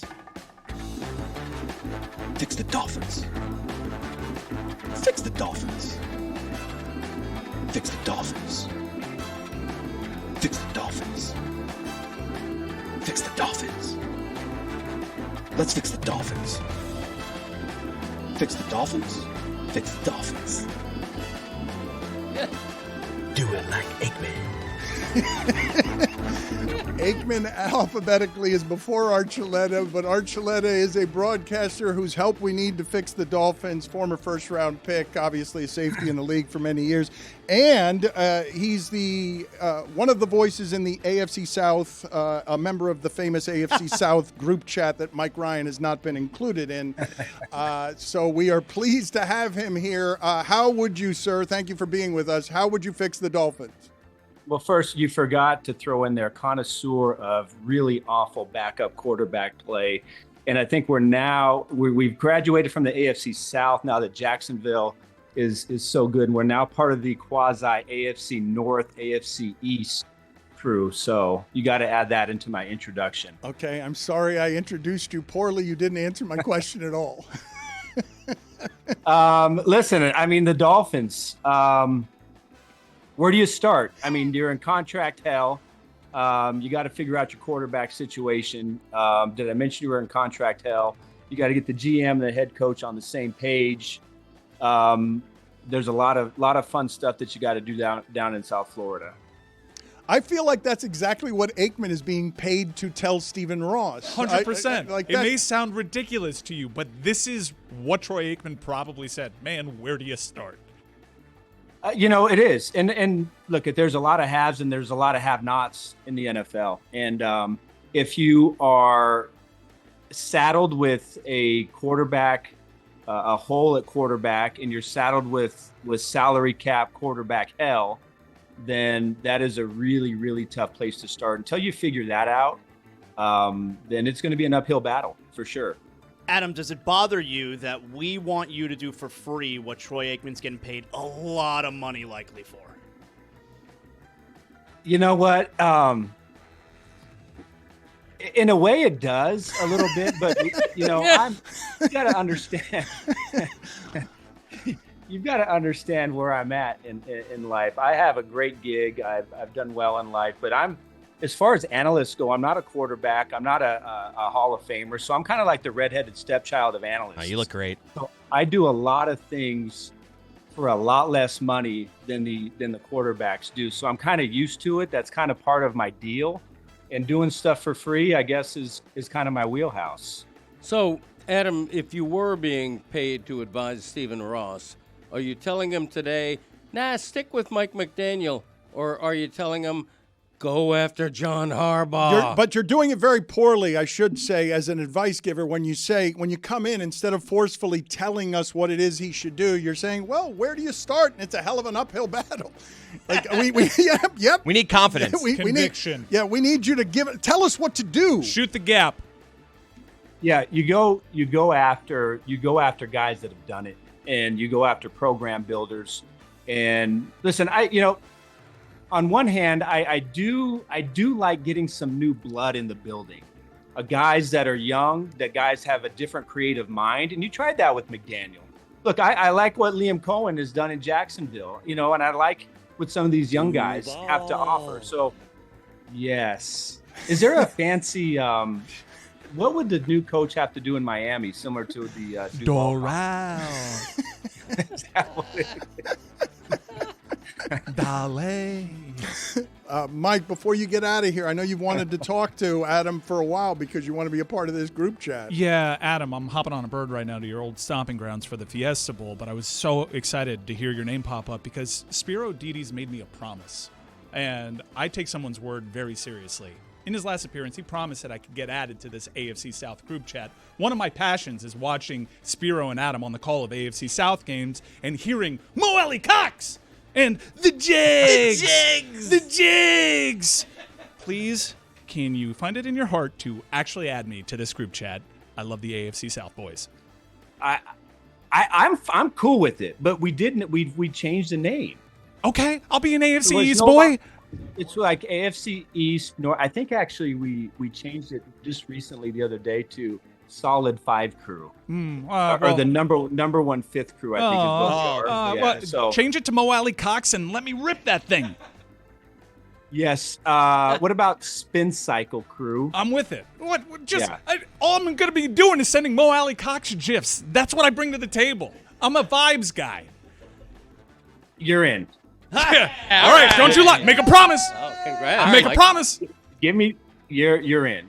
You know what? First, hold on. I gotta clear it with Aditi. Just kind of make sure that she's cool with it. But as long as you bring something to the table, you know what I mean? Like you gotta be able to bring it. I can to your jokes with the best of them. Thumbs up. You got it. I need creative sticker. Dude. Some creative stickers and some, the new thing is you got to be really good with some great grok image creation and animation. So if you can bring that to the table, that is welcome. And I'll vouch for you. Oh, dude, this chat is about to level up. Adam, thank you for being on with us. Did we fix them? Appreciate the insight. I feel like we have fixed the Dolphins, and we have brought an assortment of things to a table. So those are good things. So give Adam, him my number. Thank you. Yes, you're going to have to talk to him off air about getting the number. You wanted to say something, Adam? I just feel like I added zero value to the conversation and zero insight. So it means you did your job. As long as that's cool with you. I mean, that's what you get when you give advice for free and you're not paid for it. All right. I feel like that's the same advice the Dolphins are paying for. I don't feel like they're getting any better for their dollar than we're getting for our lack of dollars. I'm just saying, I appreciate contributing to nothing, and anytime you guys want me to come in, I'm good for it.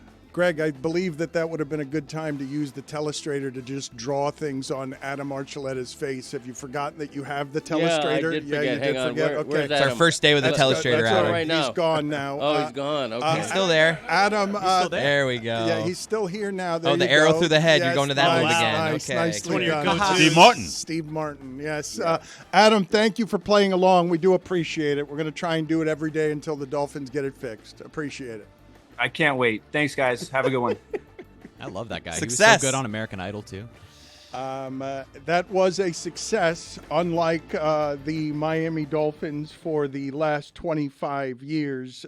Can we get, please, something that I saw yesterday that I didn't think could be done by a human being? Can we get Wemby, please, kicking some basketballs out of a basketball net? It felt like AI to me.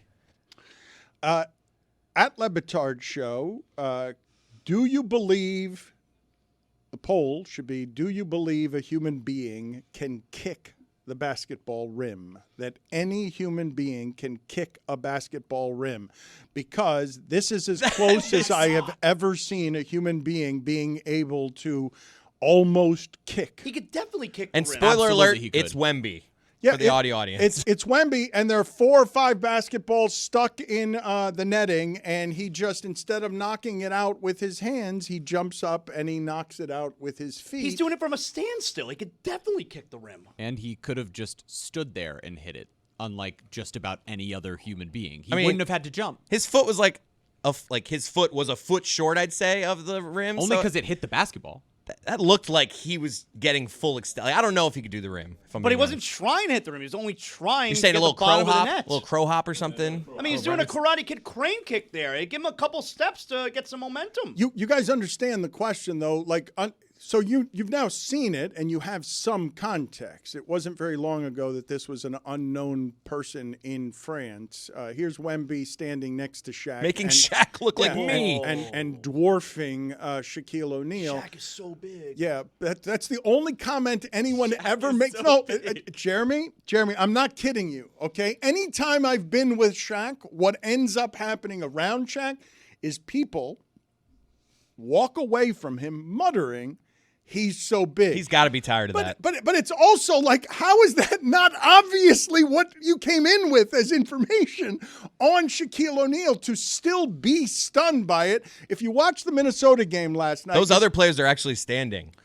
If you saw the Minnesota game last night, you saw that Rudy Gobert and the athleticism of the Timberwolves defense was a huge problem for everything the Miami Heat were doing. To see Wemby dwarf Rudy Gobert, I would have thought 2 years ago, if you had asked me and I had no introduction to there's a 7'7" person in France, is there a human being who can kick a basketball rim?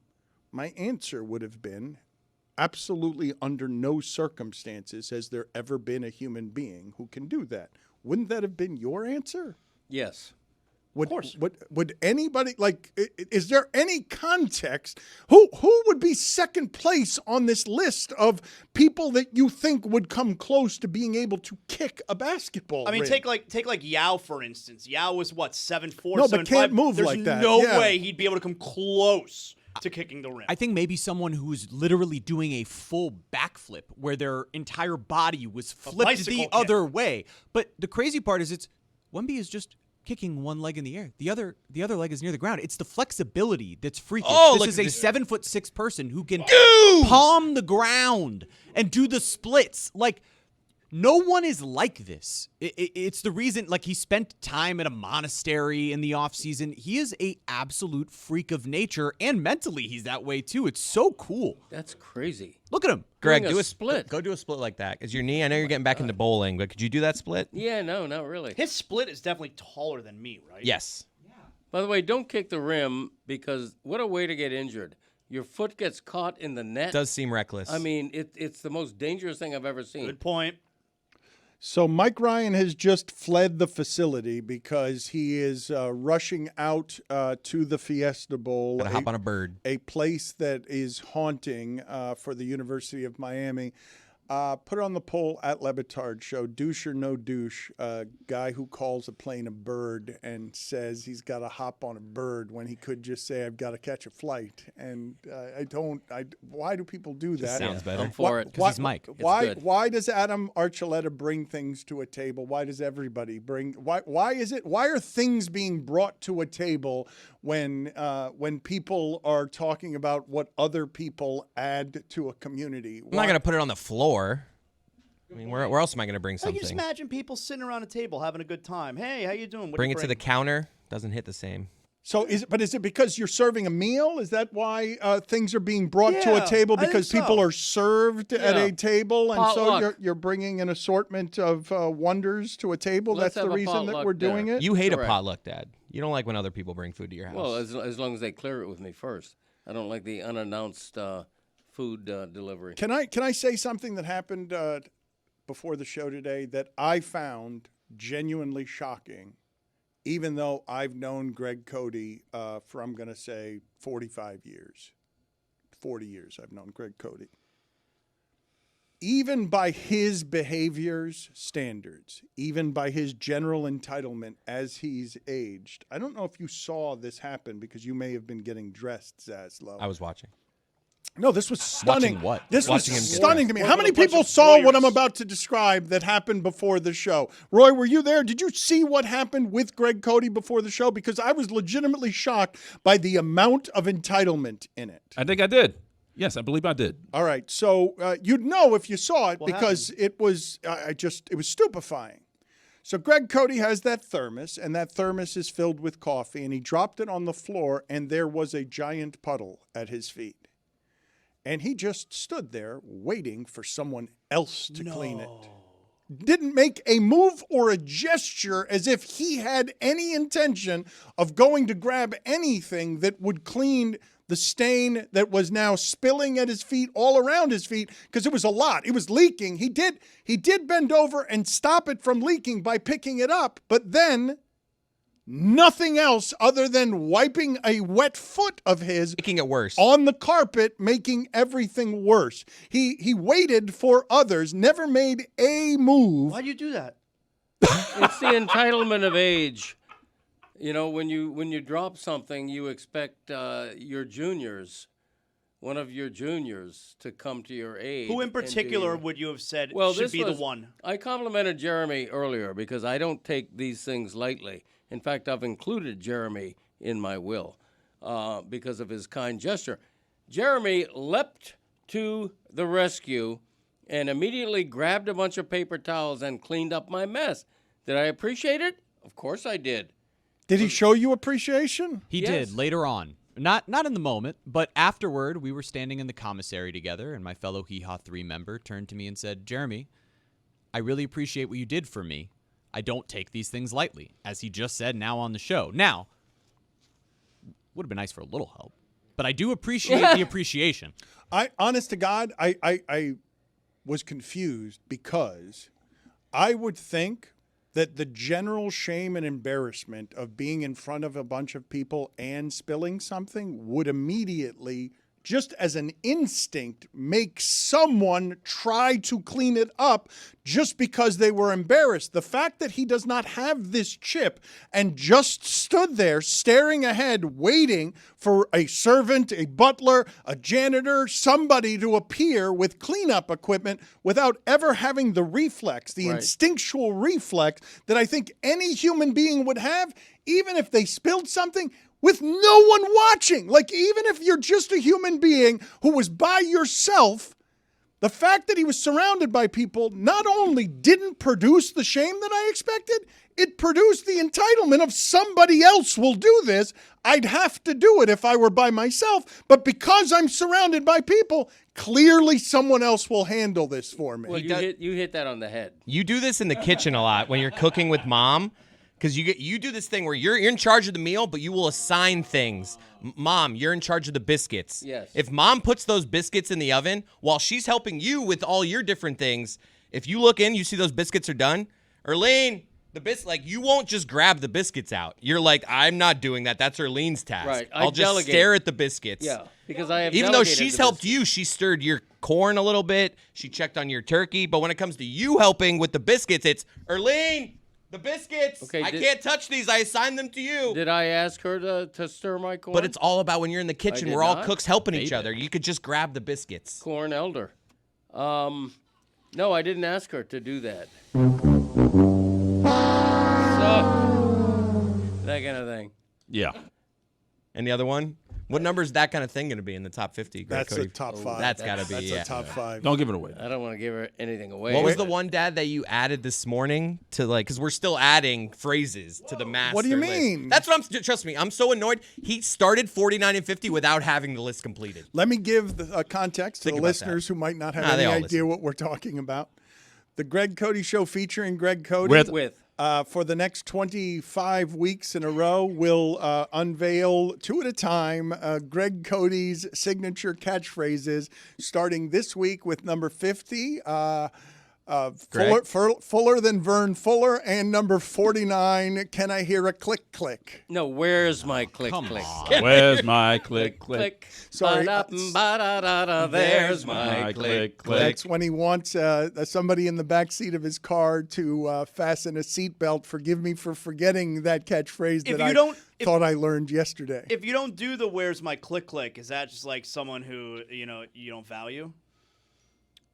Fine. If they don't click, you mean? If you're not asking, if you don't care enough about them to say, "Where's my click?" Well, I'm not going to do it to an adult. Like if you're in my back seat, I'm not going to go, where's my click, click? I'm going to assume that you're going to buckle the belt without being Oh, so told. this is a helpful, like, for children. kids. This is It's for kids. This is children's music. It's for toddlers and you know. He up did it in until my that- childhood, and he does it to my daughter now. Can you imagine an adult's reaction? Gets in the back seat of his car and he says that. Can you imagine any other adult in the world spilling coffee at their feet and expecting a whole bunch of other people to come pick it up? Like, that's the behavior of a dictator. Well, a lot of coffee spilled because it was fuller than Vern Fuller. Thank you. So the two Well phrases added to the spreadsheet where Greg can now see where they're going to be in. It's dancing swords and nocturnal meanderings. Dancing swords is sneaky. That's a sneaky good phrase. It's whenever you have to take a QK. Yeah, right. QK also in there. Yeah, dancing swords. I got to credit a friend of mine for inventing that, the late great Alan Cherry. A lot of these come from Alan Cherry. No, I wouldn't say a lot. Can you tell people what a QK is? Because it's a quick crap. K? You need Right. yes, K? yes. Throughout my whole life, whenever my dad's got to go potty, he tells my mom, hey, I got to take a QK. So you have dancing swords when you need a QK. And dancing swords is that feeling in your stomach that it feels like you have swords in your Oh, stomach. you know, there are QKs without dancing swords, but there's never a dancing sword without a QK. Put that on the poll. I believe Like a square and a rhombus. I believe that most people listening to this have heard the expression "dancing swords." I Really? think that dancing swords is something. Dancing swords is something that people say about the stomach. I didn't know that. I don't think that one is unique to I don't you. think I've heard that Look before. it I up. haven't- no, Look up stomach and dancing swords and see if anything comes up there, Jeremy. Because I thought that was a known expression, but it may just be a known expression because I've heard Greg Cody use it since he was that's taking what it is, Dan. QKs in the Herald bathroom Correct. many years He's ago. changed your belief in the American language because all that comes up is like belly dancing. Yeah, I invented that. Actually, my Yeah, friend you said Alan did. Alan did, but I inherited that from him. Did you wait till he passed to start saying it? No, I honored him during his time on Earth by incorporating into my lexicon. Rest in power. This is what I Yes. will tell you guys about Greg's phrase "nocturnal meanderings." I was at his 40th birthday party the first time I heard that phrase to refer to sex. He was trying to make sure that everyone that was there understood that he was talking about sex when he mentioned nocturnal, nighttime, and meanderings. And I spoke next, and I just asked him, you know, people do have sex during the day, right? Like that, it's something that hadn't dawned on him. Like he was already at the age where he's like, sex is only something that people have at night. It's not something that you do when the lights are on, when there's any light, Sunlight. anywhere, when there's any light anywhere in the vicinity. It's only something Nah. after a dozen beers that happens in the quiet of the dark under the blankets. Like there cannot be any light wherever it is that there are meanderings. I mean, we all turn the lights off, no? Or is that just me? All right. Close the blinds. I mean, there is a song written about me called Morning Man, so it doesn't only happen at night. But I am willing to say nocturnal meandering is a thing. You know, most people associate sex with a nighttime activity, I think. I may be wrong. When you mentioned morning, you made me think of something that I thought of during the break. I'm flipping through the channels, and I'm pretty mortified. I've talked about this before.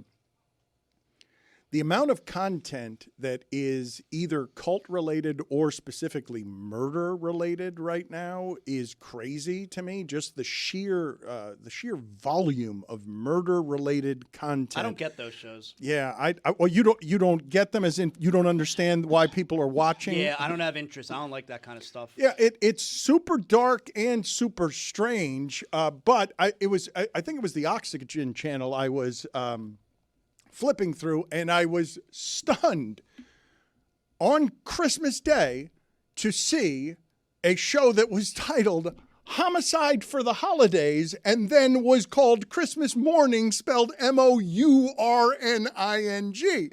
And I'm like, you have to be kidding me? This is just a very strange thing that's happening right now in our country where there is so much mass coverage of murder that people are enjoying, that people have realized that this is a content entity that is obviously profitable. And I don't get it either. Like, I'll occasionally watch The Jinx to see if there's a mystery involved. And I know that much of this is mystery-based. Like, the proliferation of the podcast industry has a ton of this stuff in it where people like following the mystery that leads to murder. And I know that people find murder curious all the time, but there can't be another time in American history that has it as a content source the way that we have it now. Like, there can't be anything close to this in terms of people just paying money or spending this much time watching and listening to things that have to do with murder. Where did it start? I feel like it was that How to Make a Murderer. Wasn't that It was Netflix? the Serial podcast first, I believe, in terms of the timing. But yeah, Making a Murderer, Yeah. I believe, was the first one that I remember hitting like that on streaming. Because now it's just access to all this information. Yeah, like I remember my wife and my older son were watching the Dahmer, docudrama, and I was like, this ain't for me. I don't know why you guys like this stuff. Yeah, there's always been a fascination with crime in this country, and a morbid fascination. And you mentioned Dahmer. Serial killers have groupies. They get mail in prison. You know what I'm saying? Like there are certain people who are just drawn to crime. And you mentioned podcasts. Isn't Manson like the most famous one, right? Yeah, it's a cult thing. So weird. Yeah, I mean it's beyond weird. But I'm really into the cult stuff and into the serial killer stuff, just not the random murders. Like the one-off murders, they're too sad. The serial killer stuff, I'm just fascinated by the mind, right? Like I find all, like Mindhunter, the TV show, canceled way too soon. That was fascinating. All those documentaries about like the successful serial killers. Yeah, but like Mindhunter's a show, you know. But it went into the real serial killers. Like they end up interviewing people who were playing those serial killers, and that's why you have shows where you'll have like OJ Made in America, you'll have the documentary, but then you'll also have the dramatized version because people can't get enough. That's a one-off situation. I don't like the stuff that's real. But I find especially the cult stuff. Like I don't understand how you don't find that interesting. No, manipulation of the mind. I'm interested in the cult stuff. The cult stuff also often has murder in it. Well, because yeah, that's always the end destination. They're combining the two. Now, I will awkwardly segue, though, into some football conversation here that I did want to have with you guys because there are a number of interesting things this weekend to pay attention to. From the Colts to the Colts. Well, if the Colts were in the playoffs, yeah, but they are not, unfortunately. So line. that doesn't really work. But thank you for the help there. I do I appreciate that. And the gunslinger dance that you just did, putting your finger guns in your holster. But the thing that I wanted to ask all of you from the games this weekend, what are the most interesting things to you that are the games themselves, but also other things involved with the games that you are interested in? For example, DK Metcalf came really close, not just to costing himself $45 million in guarantees, but costing Pittsburgh the ability to be in the playoffs and possibly ending Aaron Rodgers' career. But more quietly, Denzel Perriman missed 2 games for the Chargers. The Chargers are playing against the Patriots. I'm super interested in that game for a number of different reasons. The only place I've seen Justin Herbert be truly terrible is in Foxborough against Belichick. Everywhere else, he's great, but his offensive line really stinks. It's an offensive line that does not belong in the playoffs. It's the worst of the offensive lines in the playoffs. It's a big ask of Justin Herbert. But Denzel Perriman is returning to action after missing 2 games. And I wanted you to look up for me, if you don't mind, Jeremy, what was found, the specifics of what was found in Denzel Perriman's car earlier this year when police pulled him over. Because This is a man who is terrifying, okay? He went to the University of Miami. He is physically violent. He's a great football player. The Chargers are getting him back. He makes a difference because he's a great deal of fun to watch. But I remember reading about him earlier this season and wondering to myself, under what circumstances or why would you have to have those particular things in your car driving around? Because I don't know the specifics of this case. Can you help me with the specifics of? I don't remember whether or not he was actually arrested. I don't think there was a crime involved here. It just made me super curious about what's going on in this person's life, that this is the kind of artillery that this person is driving around with. He faced no criminal charges, but he was arrested for a felony weapons charge because when he was pulled over for a vehicle code violation, they discovered 5 firearms in his car, including 2 assault rifles. So under what circumstances, I remember Hassan Whiteside one time got in trouble down here because they found a gun in his car that was not even just a simple handgun. It was a machine gun, I Remember think. Ryan Tannehill's wife? Yep.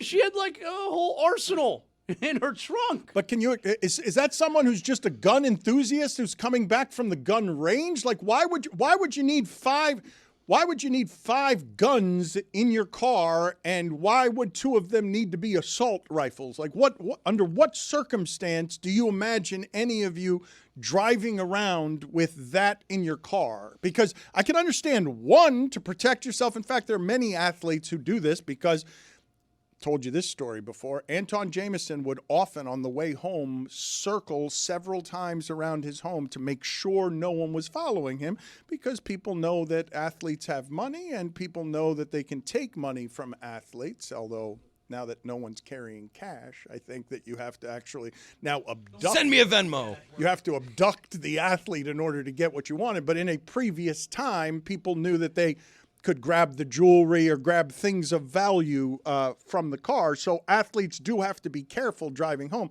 But is it like scan this QR code and send me your money right now? Is that your threatening? I'm just saying, like, instead of give me all your money, it's like I have a QR code that they pull out your camera. But that's your carjacking voice? That's your threatening carjacking Scan voice. this code and send me all your money. Don't tell anyone. Wait a minute, there's Biden in there. Call it a lunch. Why is Joe Biden? Because you have to put a little thing in the description of why you're sending it. Right. Say we had an aggressive lunch and a weekend retreat. Scan it. None of you have an answer to my question as to why A you gun didn't- range? You're asking the wrong group of people, Dan. I think you nailed it. A gun range, that's all I got. Why have an assault rifle? Period. There Growing it up, is. That's the my question. mom was wary of me going to friends' houses that had BB guns. I think you're asking the wrong group. You shoot your eye out. That was a thing in my household too.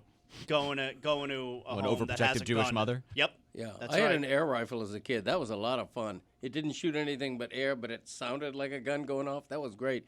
Gun culture is run amok in this country, obviously. That's why people look at the First Amendment and they say, that means I have to have assault rifles. And athletes are just a slice of Americana. If we're crazy about guns in America, why wouldn't athletes, some of them, be crazy about Second guns? Amendment. Yeah, it's a fun. Whatever.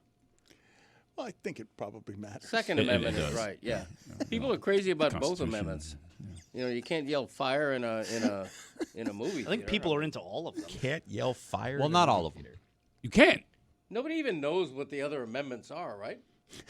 It's the first and the second get all the credit. The fifth one's a pretty big one. The fifth one, the fifth one. 25th Just one. lean we're back. Discussing. Take a load off. Oh no, we're good. You're so good on this subject that I can see where you'd be maximum confident and swaggering Right. about your ability to deftly navigate this particular landscape when you go, whatever, the difference between the First and Second Amendment, and then you just say flatly, no one knows any of the amendments. All right, Dad, Jeremy's got them. Why don't you rattle them off for us? What's the Fourth Amendment? Oh, you give them to us.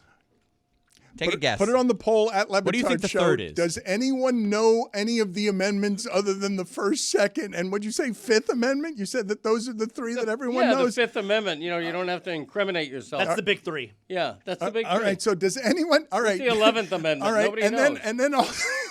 then also put in there at Le Batard Show. Do any of you know 4 amendments? Does anyone listening to this no 4 of the amendments. Is there like a PGA champion, like the 4th one that's not really a major, but it should be in there? I mean, we should all probably know the 13th. Go ahead. Yeah, the 13th. I'm listening. Slavery, being abolished. And I don't I'm think an you ally. should go Roy there. I don't think you need. I to mean, who say else is going to say it, No, Dan? but he just Jeremy said could have Roy. come in here and Jeremy say could it. have said I'm it. saying he could have thrown it to you without saying Roy. That's fair. You know what? Fall on me, Coach. He could have just thrown it to Little the room heavy-handed. instead of just saying Roy. You know all about slavery. Just gonna power through this one. You know, the 3rd, it restricts the quartering of soldiers in private homes. It's really What an crazy, right? Unnecessary amendment. Ridiculous. Unnecessary. What's number 4? Number 4 prohibits unreasonable searches and seizures without a search I like warrant. that one. That's okay, but I'm gonna quarter a soldier in my home if I want to. Well, no, that it's the other way around. Like a soldier capturing. can't. A soldier can't just say, "Hey, I live in your home now." Why would he? You don't get squatters' rights? And you guys thought this wasn't the room to have the gun conversation with, so we just segued seamlessly into this being the room to have the amendments conversation with, Let's rank the amendments. which starts off Power gloriously rankings? I wrote by 13, asking number 1. Roy what the 13th Amendment says. We know 13's not in Greg's big 3. Oh, Dad. You know, I don't know the. I'm being honest. I don't know all the amendments. I don't think many people do. The 3rd Amendment was ridiculously arcane. It applies to like centuries ago when so does the Minutemen Second were wanting to stay in my house. You know, let them go get a motel like everybody else. Right? A Minuteman trying to knock on my door? Can't get up the street, Jack. You got a gun on his shoulder? A bayonet. Bayonet? Yeah. Gunpowder? Putting gunpowder in Saying his gun. war Ridiculous. things. The British are coming. Yeah, they were. Baby. Please don't make that gesture anymore. No, stop! Stop! Around here, just so that you guys who are listening on audio can get a visual representation of what it is that Cody was doing. He was pantomiming the filling of a musket with gunpowder, packing it in so that a Minuteman who appears at his door can be quartered by him. An inefficient HJ. What are you drawing on the telestrator now? It's a musket. Oh, that's the musket. Everybody knows bow tie? It looks like a bow tie. That It could look- be a lot of things. It looks like the very end. Why of is there that liquid inefficient coming out of the musket? Wait a minute. That's not a musket. Okay. That's not a musket. Let's take away. What Okay, is that? what is that? Now that, what a have you hug? done? Now what have you done? You had a musket that looked like a penis that then became what? What were you going for there? What were you going? Why am I asking questions? Let's just watch what he comes up with here. Let's see. Sorry to do this to you, audio audience. It's Mr. Peanut. Yeah. Yeah, Mr. Peanut. Yeah. Of course it is. Well, it's No, not it smelling. isn't. It's former President Richard Nixon. What? Folks, DraftKings Sportsbook, the #1 sportsbook for live betting, is turning up the stakes this NFL playoffs. Every Sunday, every DraftKings customer has a shot at over $2.5 million in prizes. Here's how it works. Open the DraftKings Sportsbook app, opt in, place a live bet of just $1 or more on Sunday's playoff games, and every live bet gives you another chance to win. The more you bet live, the more entries you stake. All Sunday long. Download the DraftKings Sportsbook app right now. Use code Dan. Bet live for your share of $2.5 million in prizes with code Dan. In partnership with DraftKings. The crown is yours. Good to see Jessica again. It's been a minute since we saw her. Do I sound bad? Did I startle you? What happened, Chris? Yes. Why did you Yeah, react no, you as did. if you were surprised that we were beginning our show? It was quite a declaration. From silence, it was like, good to see Jessica. Are you drinking some morning wine? What is that? Is that a mimosa? What is what going are you on right doing? now? What is happening right now? Oh, my Steelers, Dan. My Steelers won the final NFL game of the season, Week 18, on a missed kick from the Ravens. And then they fired their coach. And guess who's in the playoffs again? Mike Tomlin and the Steelers, Dan. I wanted to ask the group here and Jessica, if he makes that field goal, are we having the same conversation right now about Tomlin instead of Harbaugh? Is it the same thing that we'd be doing right now? Do you think he survives? Yes, certainly yes. You think so you think Pittsburgh would have been let go if if a 44-yard field goal goes in, you think Tomlin would have been let go?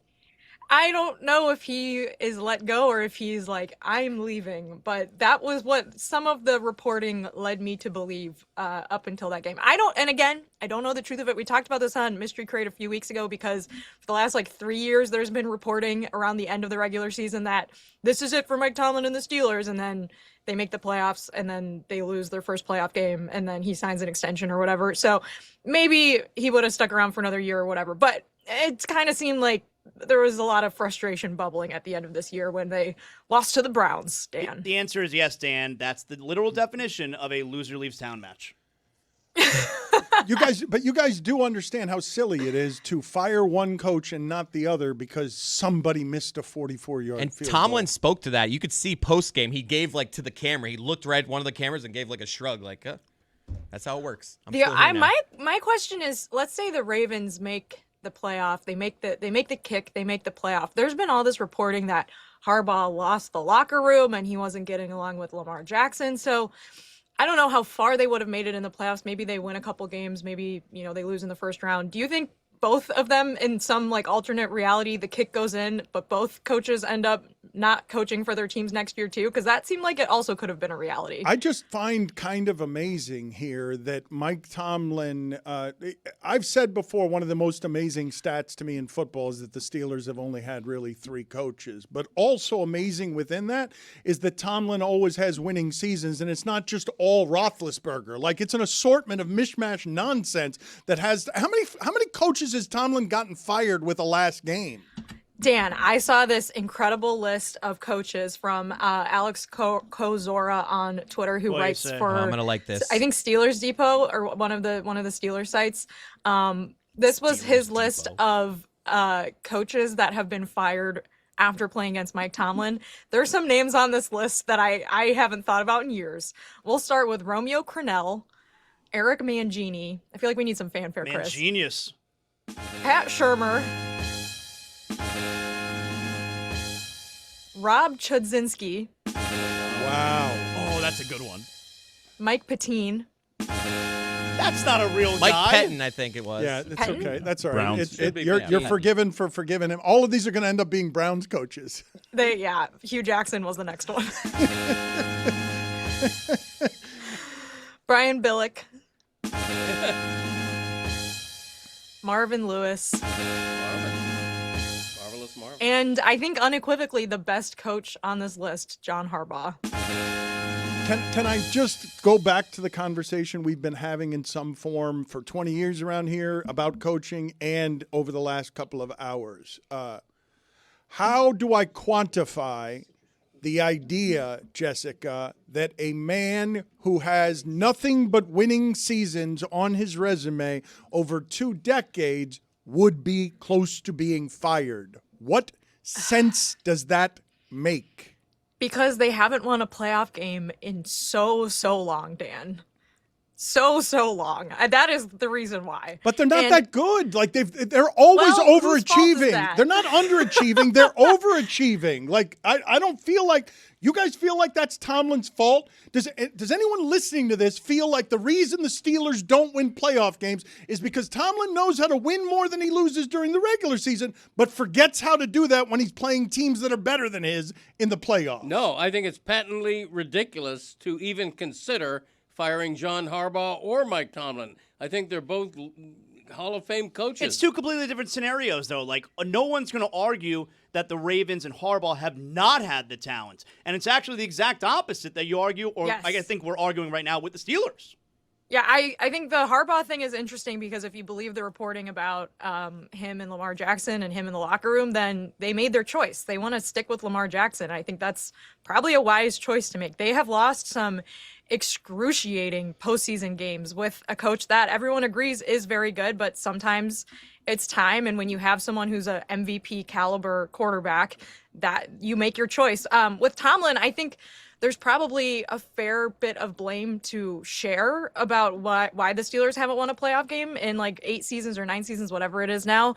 But I do think like you have to give him credit because he has won a lot of games with Mitch Trubisky, Kenny Pickett, old Aaron Rodgers. I mean, old. We all saw that first time he was going to scramble on Sunday night. He ended up having like a pretty nice scramble a few minutes later, I think on like a 3rd down, but he was so slow, Dan. Oh my God. It's shocking. It is shocking to me, even understanding that 40 is old for football, but isn't actually that old. It's shocking to me to see what that Achilles injury has done to all of the athleticism that a 4-time MVP used to And have. yet he was able to leap for joy at the end of that game. Yeah, and that was, the lasting look for John Harbaugh. Great little leap at the end. But yeah, Mike Tomlin's been able to have winning seasons without Lamar Jackson caliber quarterback. So I think you give him credit for that. But like if you have watched all of the games he's coached in the last few seasons, like, yeah, there's times where you're like, oh my God, what is going, like, I think the Browns game last week was a great example of that. You go from like the highs of beating the Lions in this crazy like end of game scenario with the OPI call. And then the next week you just lay an egg in a must-win game. So you don't have to win to beat, to go into the playoffs against the Ravens. And I think there's been a fair bit of that too, and questions about, the offense and defensive coordinator and things like that. But I mean, at the end of the day, I think they, despite the frustrations, there's still an immense amount of satisfaction making the playoffs with this hodgepodge of quarterbacks. No pun intended. Can you name them? Can you name them for me, Jeremy? All of the quarterbacks, because she mentioned Pickett and she mentioned a couple of others, but name the quarterbacks that he has still had winning seasons with over the last 4 years of quarterback play. Yeah, I mean, it's been before Aaron Rodgers. It was Russell Wilson and Justin Fields last year. Then it was Kenny Pickett, Mason Rudolph, and Mitch Trubisky. It was Kenny Pickett and Mitch Trubisky the year before that, and then the years before that, you had the very tail end of Ben Roethlisberger before, of course, that 2019 season that Jess was just talking about where you had Mason Rudolph, Duck Hodges, and Ben Roethlisberger. What do you want to do? Like, what can you do there? You can't do the fact that he has had winning seasons with that is an absolute overachievement that is unimpeachable. And it's just Steeler fans being bored with what they call mediocrity when it's not mediocrity. Like, I recognize But is the point of like a football season to win 9 or 10 games and then lose in the first round to the Bills and get stomped? I don't think so. Like, I don't think that's people being bored. I think that's people, Mike Tomlin says it himself. The standard is the standard, Dan. Like, the standard isn't to lose to the Bills in the first game of the postseason. Yeah, but the standard was created by Bradshaw and Roethlisberger. It can't be upheld by Trubisky and Duck Hodges and this nonsense that you guys are saying over the last 4 years. Like, that's just slop. Yeah, but do you think he has a say in who his personnel is? It's just hard to get quarterbacks. Like, I understand. I agree with you. I think, I agree with that point. All of the quarterbacks in the playoffs, all of them, first round picks. Every last one of them. There's not a one in the playoffs who's not a first round pick. It's hard. You have to be bad to get quarterbacks. Like, that's what you have to do. They're never bad. My fear now that someone put this on my timeline yesterday. What if Tua ends up the quarterback of the Steelers next year? That'll be so bad. You That'll don't want terrible. Are you floating that rumor? Into Mr. Ed? No, I'm saying I'm terrified of it. But Bring yeah, back Duck Hodges. To your point about first round picks, Dan, the Steelers are now in the playoffs with a first round pick. Not Kenny Pickett, who maybe shouldn't have been a first round pick, but with 42-year-old Aaron Rodgers. So that's exciting. There are some accusations around here that is not wine, that you are faking alcohol in the morning, that is some sort of electrolyte drink. Electrolyte drink. Pedialytes or something. What is that? That's citrus cooler. That does not look like, that is not a wine. What is that? It's a nice organic skin contact orange, Dan. You wouldn't understand. I wouldn't understand. You're right about that. Did you guys catch the little bit of football that we got? Was it on Tuesday night, Monday night, when we were all starved for a little football and then a surprise championship game made an appearance? Did you guys watch any of that? No. You don't know what I'm talking about? Surely Jess, who's got an addiction to these things, surely she has some thoughts on the only football that we've gotten this week.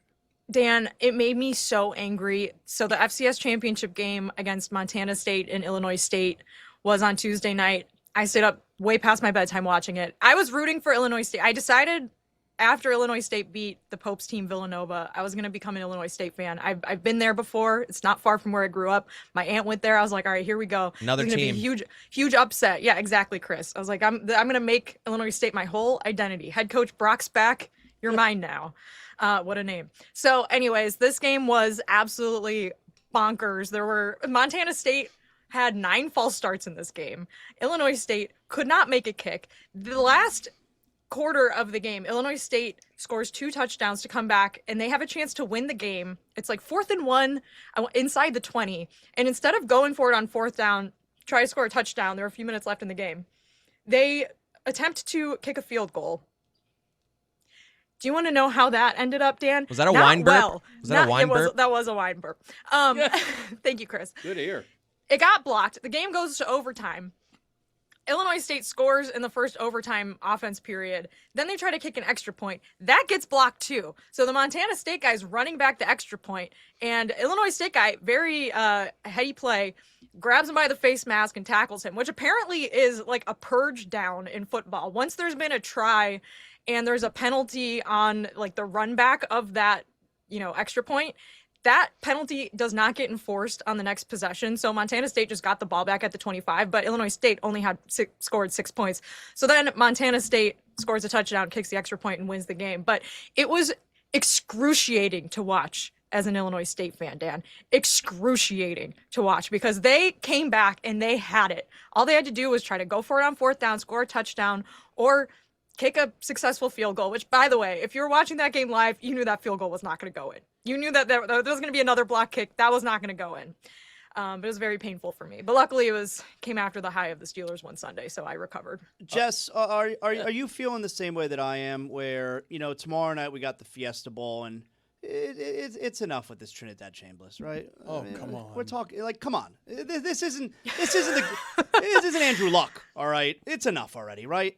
I did not think that's where you were going to go with this. I thought you were going to say this is enough with the calendar of the 12-team playoff the last 2 years. Because I don't know about you, it's January 7th. The title game isn't for another 2 weeks. This is ridiculous. The portal stuff is happening. All these teams are setting up their 2026 rosters. We still have 3 more college football games left. It's absolutely bonkers. Do they set this calendar with just pin the tail on the donkey? It's like, okay, we're going to put this here.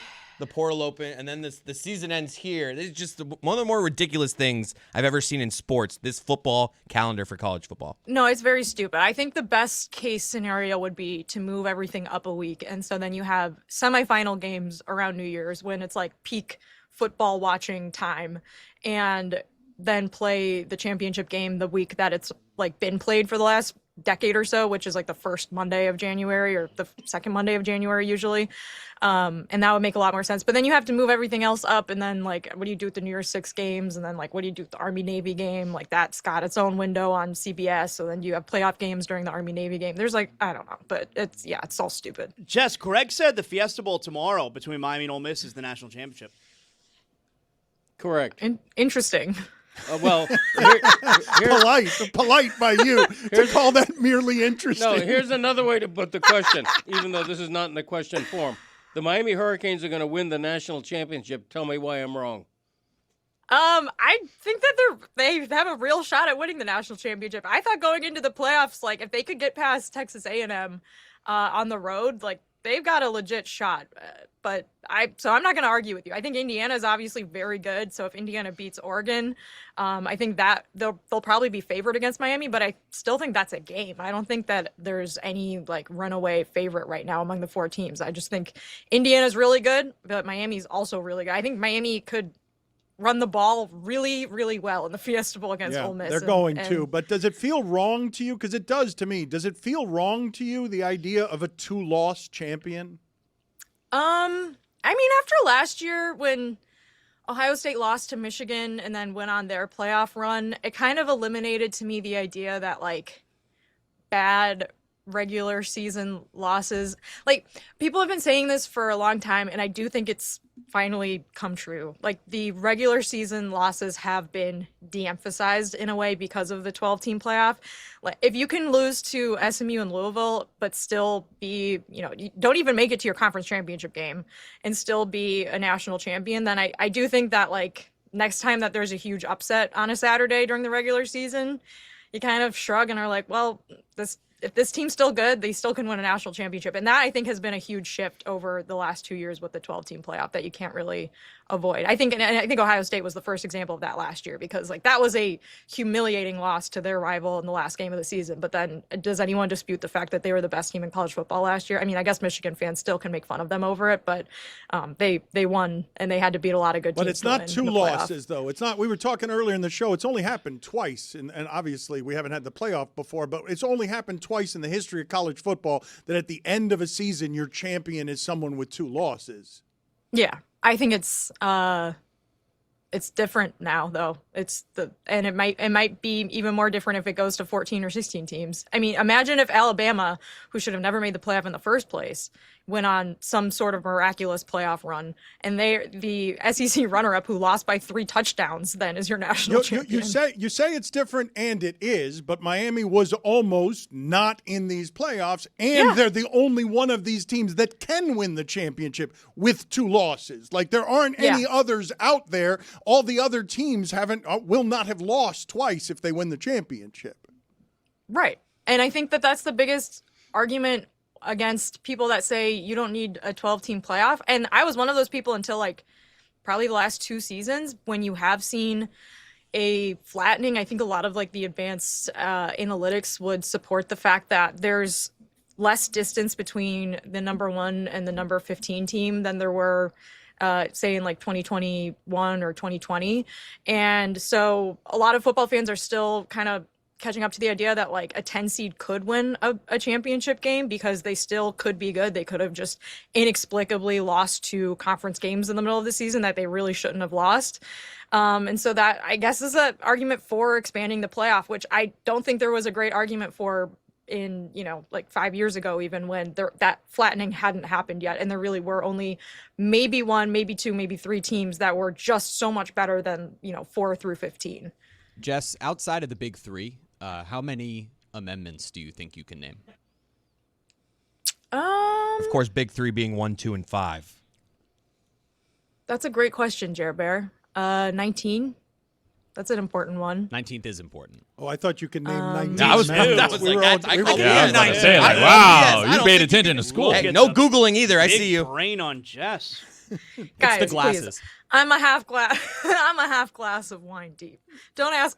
I'm not here to take a quiz. Okay? Yeah, that's the way to answer that, because I do believe this is not the room to talk if she amendments can't do it, with. none of us are going to be able to. That is correct. I want to talk to you a little bit about what is happening throughout college football, the ability for Auburn to just buy South Florida's coach and quarterback, the ability of Oklahoma State to just buy North Texas's coach and quarterback, 30% of all the players being in the transfer portal. Who are the transfer portal villains beyond the agents? I'll give you one, Dan, because this has been a hot topic. I'm sure you guys have already talked about the Washington quarterback that potentially transferring to LSU now after re-signing his deal with Washington earlier, I guess later last week. He is being made out to be a villain. And while I think that what he's doing is very villainous, I will not dispute that. I think the biggest villain is still Lane Kiffin, because he left his team that is trying to still compete for a national championship to be the coach at LSU in the first place. And I don't want us to lose sight of that, Dan. I don't want us to lose sight of the fact that Lane Kiffin left his team that is still on January 7th attempting to compete for a national championship. Do you think he's rooting for them? Game. I think he says that he is, and he'll probably get. I think he's like, there was reporting that he was going to get bonus money for every game that they won. Yes, there was reporting. So yeah, I would say he's probably rooting for them because of that. LSU has to get. LSU has to pay. That was well put by you, but yes. I knew what you want. I knew what you meant, though. You sound like you've had a couple glasses this morning too. It's the first week back after a long layoff, guys. Give Zaz a break. He would have known all those amendments if it were next week. But yeah, Lane Kiffin's the villain. That's my point. And like, there's a lot of my fear. This is maybe like a tad existential, Dan. My fear.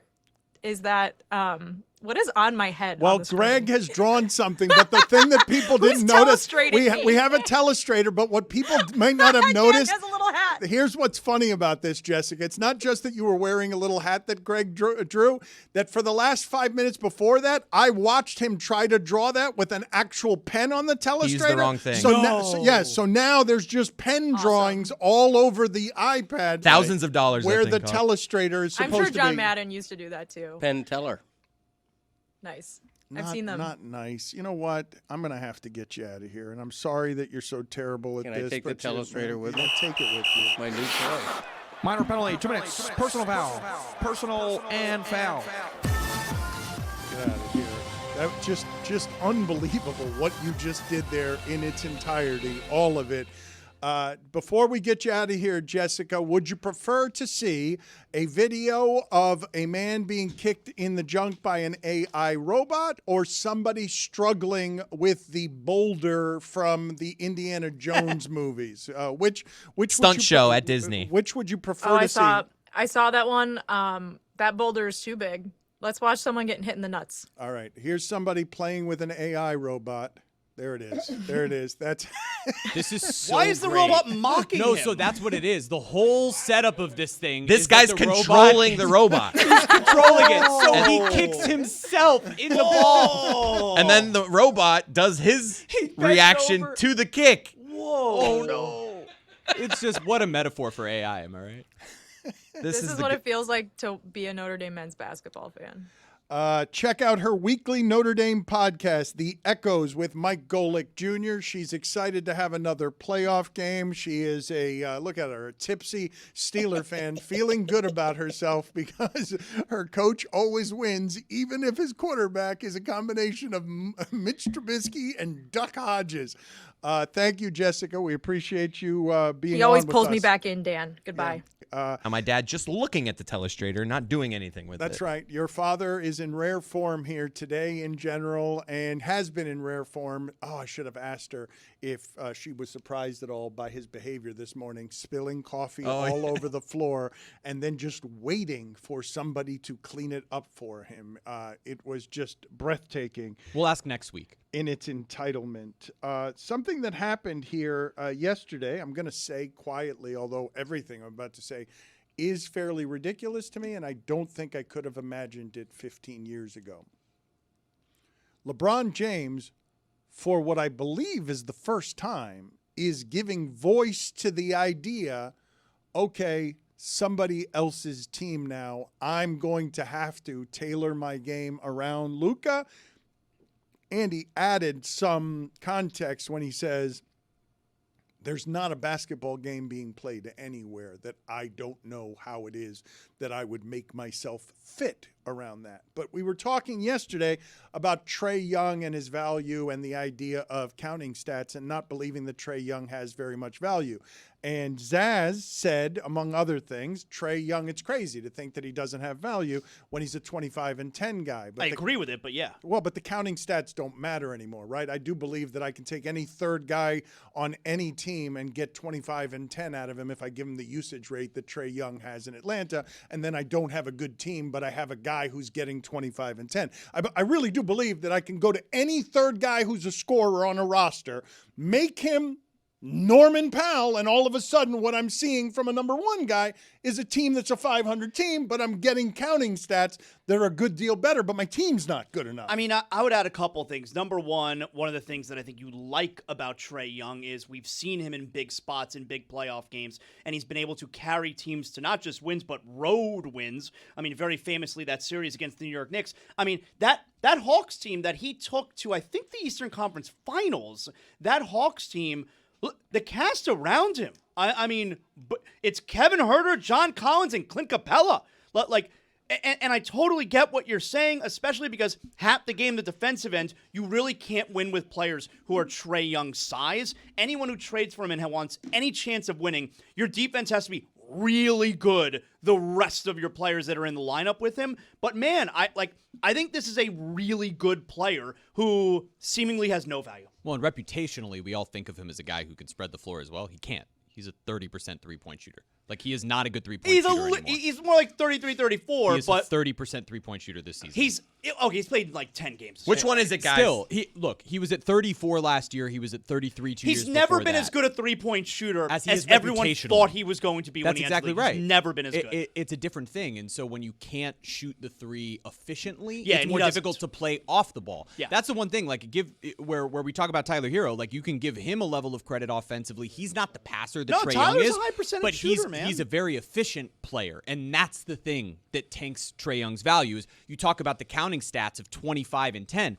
It's with a massive usage rate. The ball is always in his hands, and that's where Dan's point comes I feel like in. usage rate is good. Players, they love not playing these days, you know? Well, when they're on the floor, they want to get the ball, and they want to get involved. And when your whole offense is revolving around a guy who is not all that efficient, that's where your team starts to suffer. And the thing that made him good was that at the time, at least the way he was getting guys involved made a lot of sense, and all of those guys played a role. But now you have a team with Jalen Johnson built around it. Everybody knows that's the direction you need to go. You have a budding superstar at 24 years old, and if Trey Young is constantly dominating the ball and it's disrupting that chemistry, it puts you in a really awkward position if you're the Hawks. They have no leverage. So here's my question of Trey Young. Can Eric, and this is theoretical, can Eric Spoelstra and whatever power there is in Heat culture fix Trey Young? You cannot have that defensive player on the floor. You can't. You just can't. He's terrible. And if Tyler Hero's a weakness, that guy's even more of a weakness defensively. It's not even just that. I think you have to weigh the idea of Trey Young, who next year will opt into his contract and makes almost $50 million a season, or would you rather have Davion Mitchell, who makes like $5 million? Right. Well, he was terrible last night. All of the Heat were terrible last night, but we've wandered away from what was the original point because I got distracted by Trey Young talk. But LeBron saying for the first time, this is the first acknowledgement, right? And the reason I say it's all absurd is I can't believe he's the oldest player in the league. He's 40 years old, and he was still last year, speaking to usage rate, he was a guy who could be 25 and 10, like without any problem. And I heard Hannibal Buress talking about this the other day. It was such a good point during he had a pop-up set here in Miami where he just showed up and did some comedy. And he was just talking, and he did a great riff about how weird it must be to be Bronny and have your 40-year-old dad still be a good deal better at basketball than you are, even though most places you go that aren't the NBA, you're the best basketball player walking into any place you're going, but you come home and your dad's just dribbling the ball between his legs, looking at you, you're still not as good as me. I told you I'm highly questionable. I loved asking competitive athletes how it is that they competed against their kids. And all of them would say, all of them, he got close to beating me at the end, and that's when we stopped playing. The idea that Bronny still can't beat his dad when he's an NBA player. One-on-one, what's the score?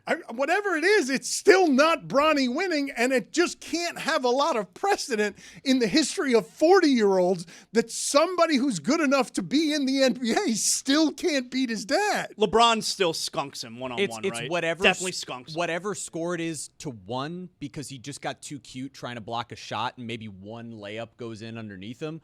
He had 38 and 8 last night. He's 41 years old. What? It's How? crazy. Let's I want to play this sound we have of him talk just to how old he is. He's still dominating his son. This is LeBron talking about playing back-to-backs at his age.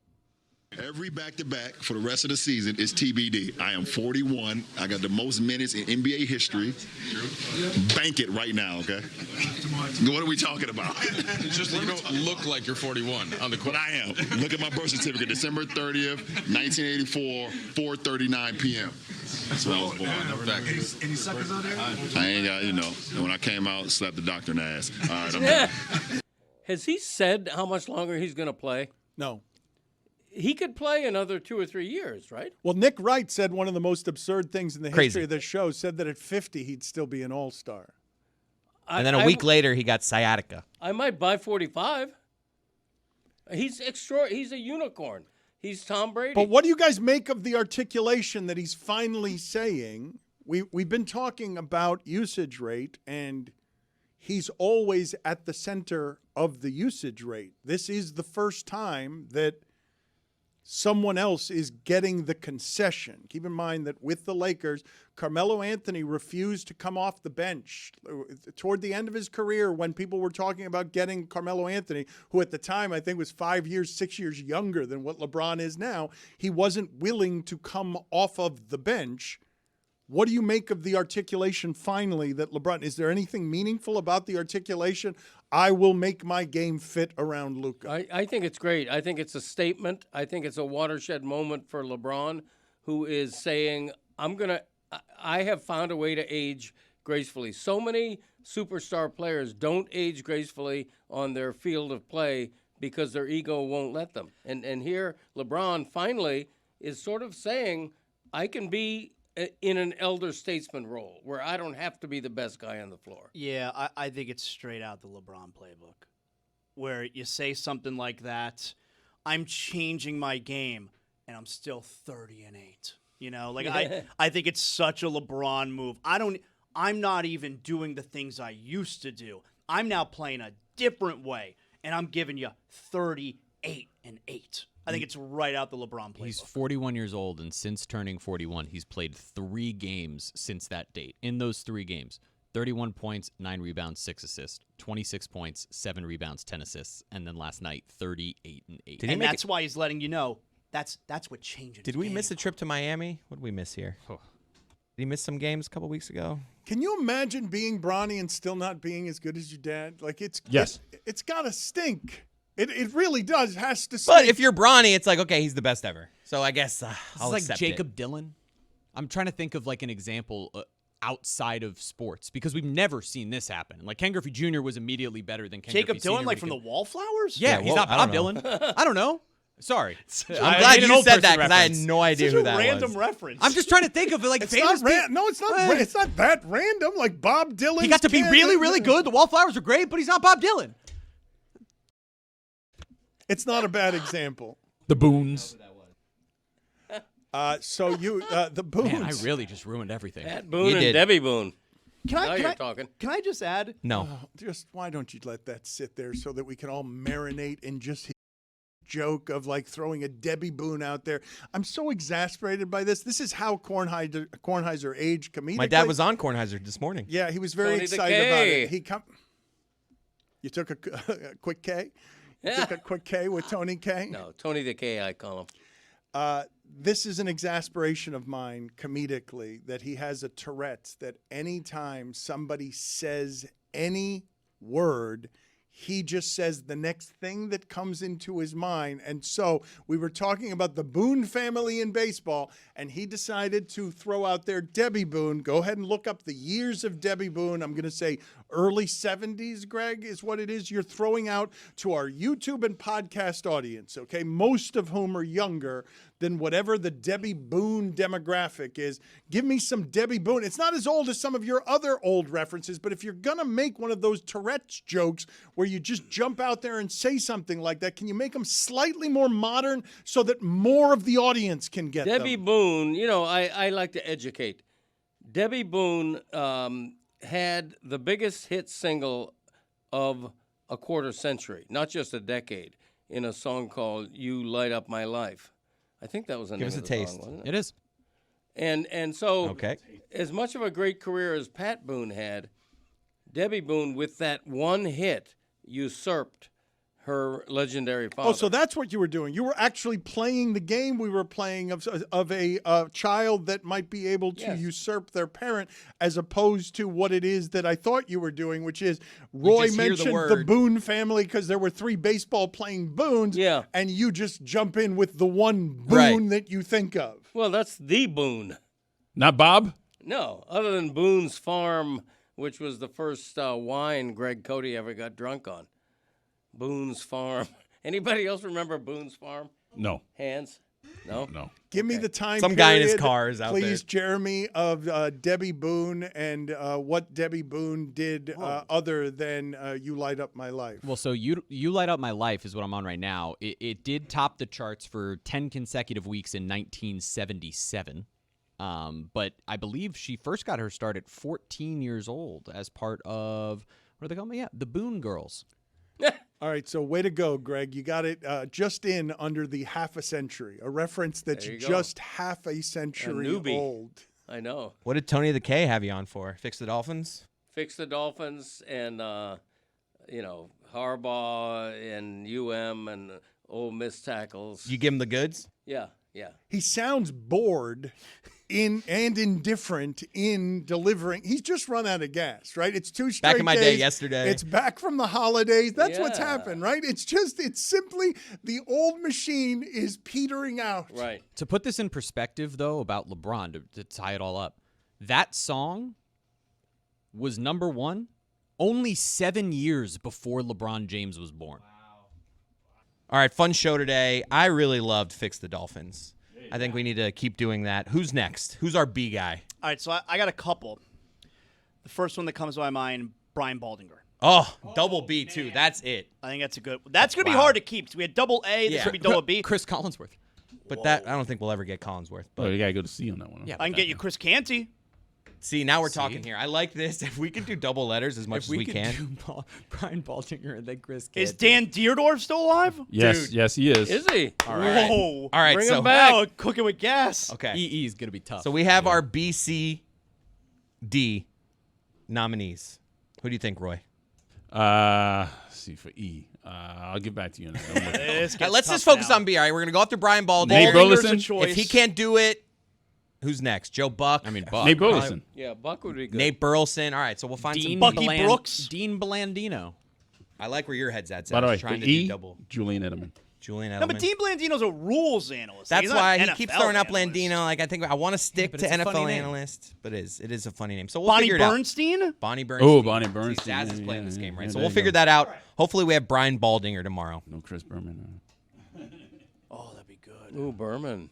You guys I like that. Greg, I found the Fourth Amendment to put on your Mount Gregmore. Also, Yeah. Dave Damashek could be double D. But Oh, yeah, that'd that's be true. lazy by us. Double D. No, but hey, sometimes you need Yeah, sometimes. Yeah, Sometimes you need some double about D. getting on the green. Yep. yeah. I have this one for you. The 21st Amendment. You know what that amendment How did? many I are do there? not. 27 maybe? Okay. Does that sound I knew. 27 but amendments. Some people out there were asking. So, the 21st Amendment repealed the 18th Amendment. Oh, that's. Ooh, why did it need repealing? It It lifted was unappealing. prohibition. Ah. That's a big one for you, Greg. That is a big one. Legally being able to drink. I'm I'm telling going to be you taking what. advantage of that tonight. The big four. 1, 2, 5, and 21, apparently. 1, 2, 4, 5, and 21. And 13. Yeah. Quite frankly. Don't forget about that, Roy. Well, and Yeah, I can't 19. forget about that, no. Thanks, Yeah. Jess. How ridiculous is it? Mike Ryan is on his way right now to the Fiesta Bowl. On the bird. On the bird. And right after the show ends today, I'm getting on a bird also. I'm going to the Peach Bowl. Oh. Oh, that's too God, I'm bad. sorry for you. Enjoy Atlanta. I mean, it's going to be a great game. Yeah, it will be fun. And I like Atlanta a lot. Yeah, but Atlanta's it's a like, good city. yeah, Canes tomorrow. Why is the Fiesta Peach Bowl in the mix? That's like a small bowl compared to the No, it's big part of the New Year's Six. Compared to the Yeah. Big Four, though. No, but it's New Year's 6. 1, 2, 5, and 21. OLI. I actually that bowl. heard, I think It it was is. Joel Klatt saying that the NCAA football needs a signature event. Now that the bowls kind of switch, they should have one bowl that's there's like, and he thinks it should be the Rose Bowl. He thinks that they should switch it so that every year the national championship game is the Oh, Rose please. Bowl. You know, we talk about no, this Rose no. Bowl Yeah. like it's by far the greatest I mean, game. it I'm is. sorry. But it's the granddaddy of them all. Are you guys going to be homers and say what would be the number one bowl if there is one? Oh, the Orange Bowl. It's clearly the Rose Bowl. No, it's the Orange Bowl. I Why would, is it I would agree clearly the the rose Rose? is number one, but the orange and the sugar, Right. to me, tie for I'd be second. fine with those being the semifinals every year. Those three bowls, the big three. The cotton is a distant fourth. The Peach Bowl, come on. But I will admit that in this new setup, I don't even like. I know it is the Fiesta Bowl and the Cotton Bowl. but Overrated. I'm thinking it's just Fiesta the play. Bowl's It's just the overrated. playoff Overrated. matchup. Roy nailed it. Yep, It's just overrated. the playoff matchup to me. I've lost. I don't even think about what bowls these actually are. So I think that they could give these bowls more value if they kind of stick them in spots forever.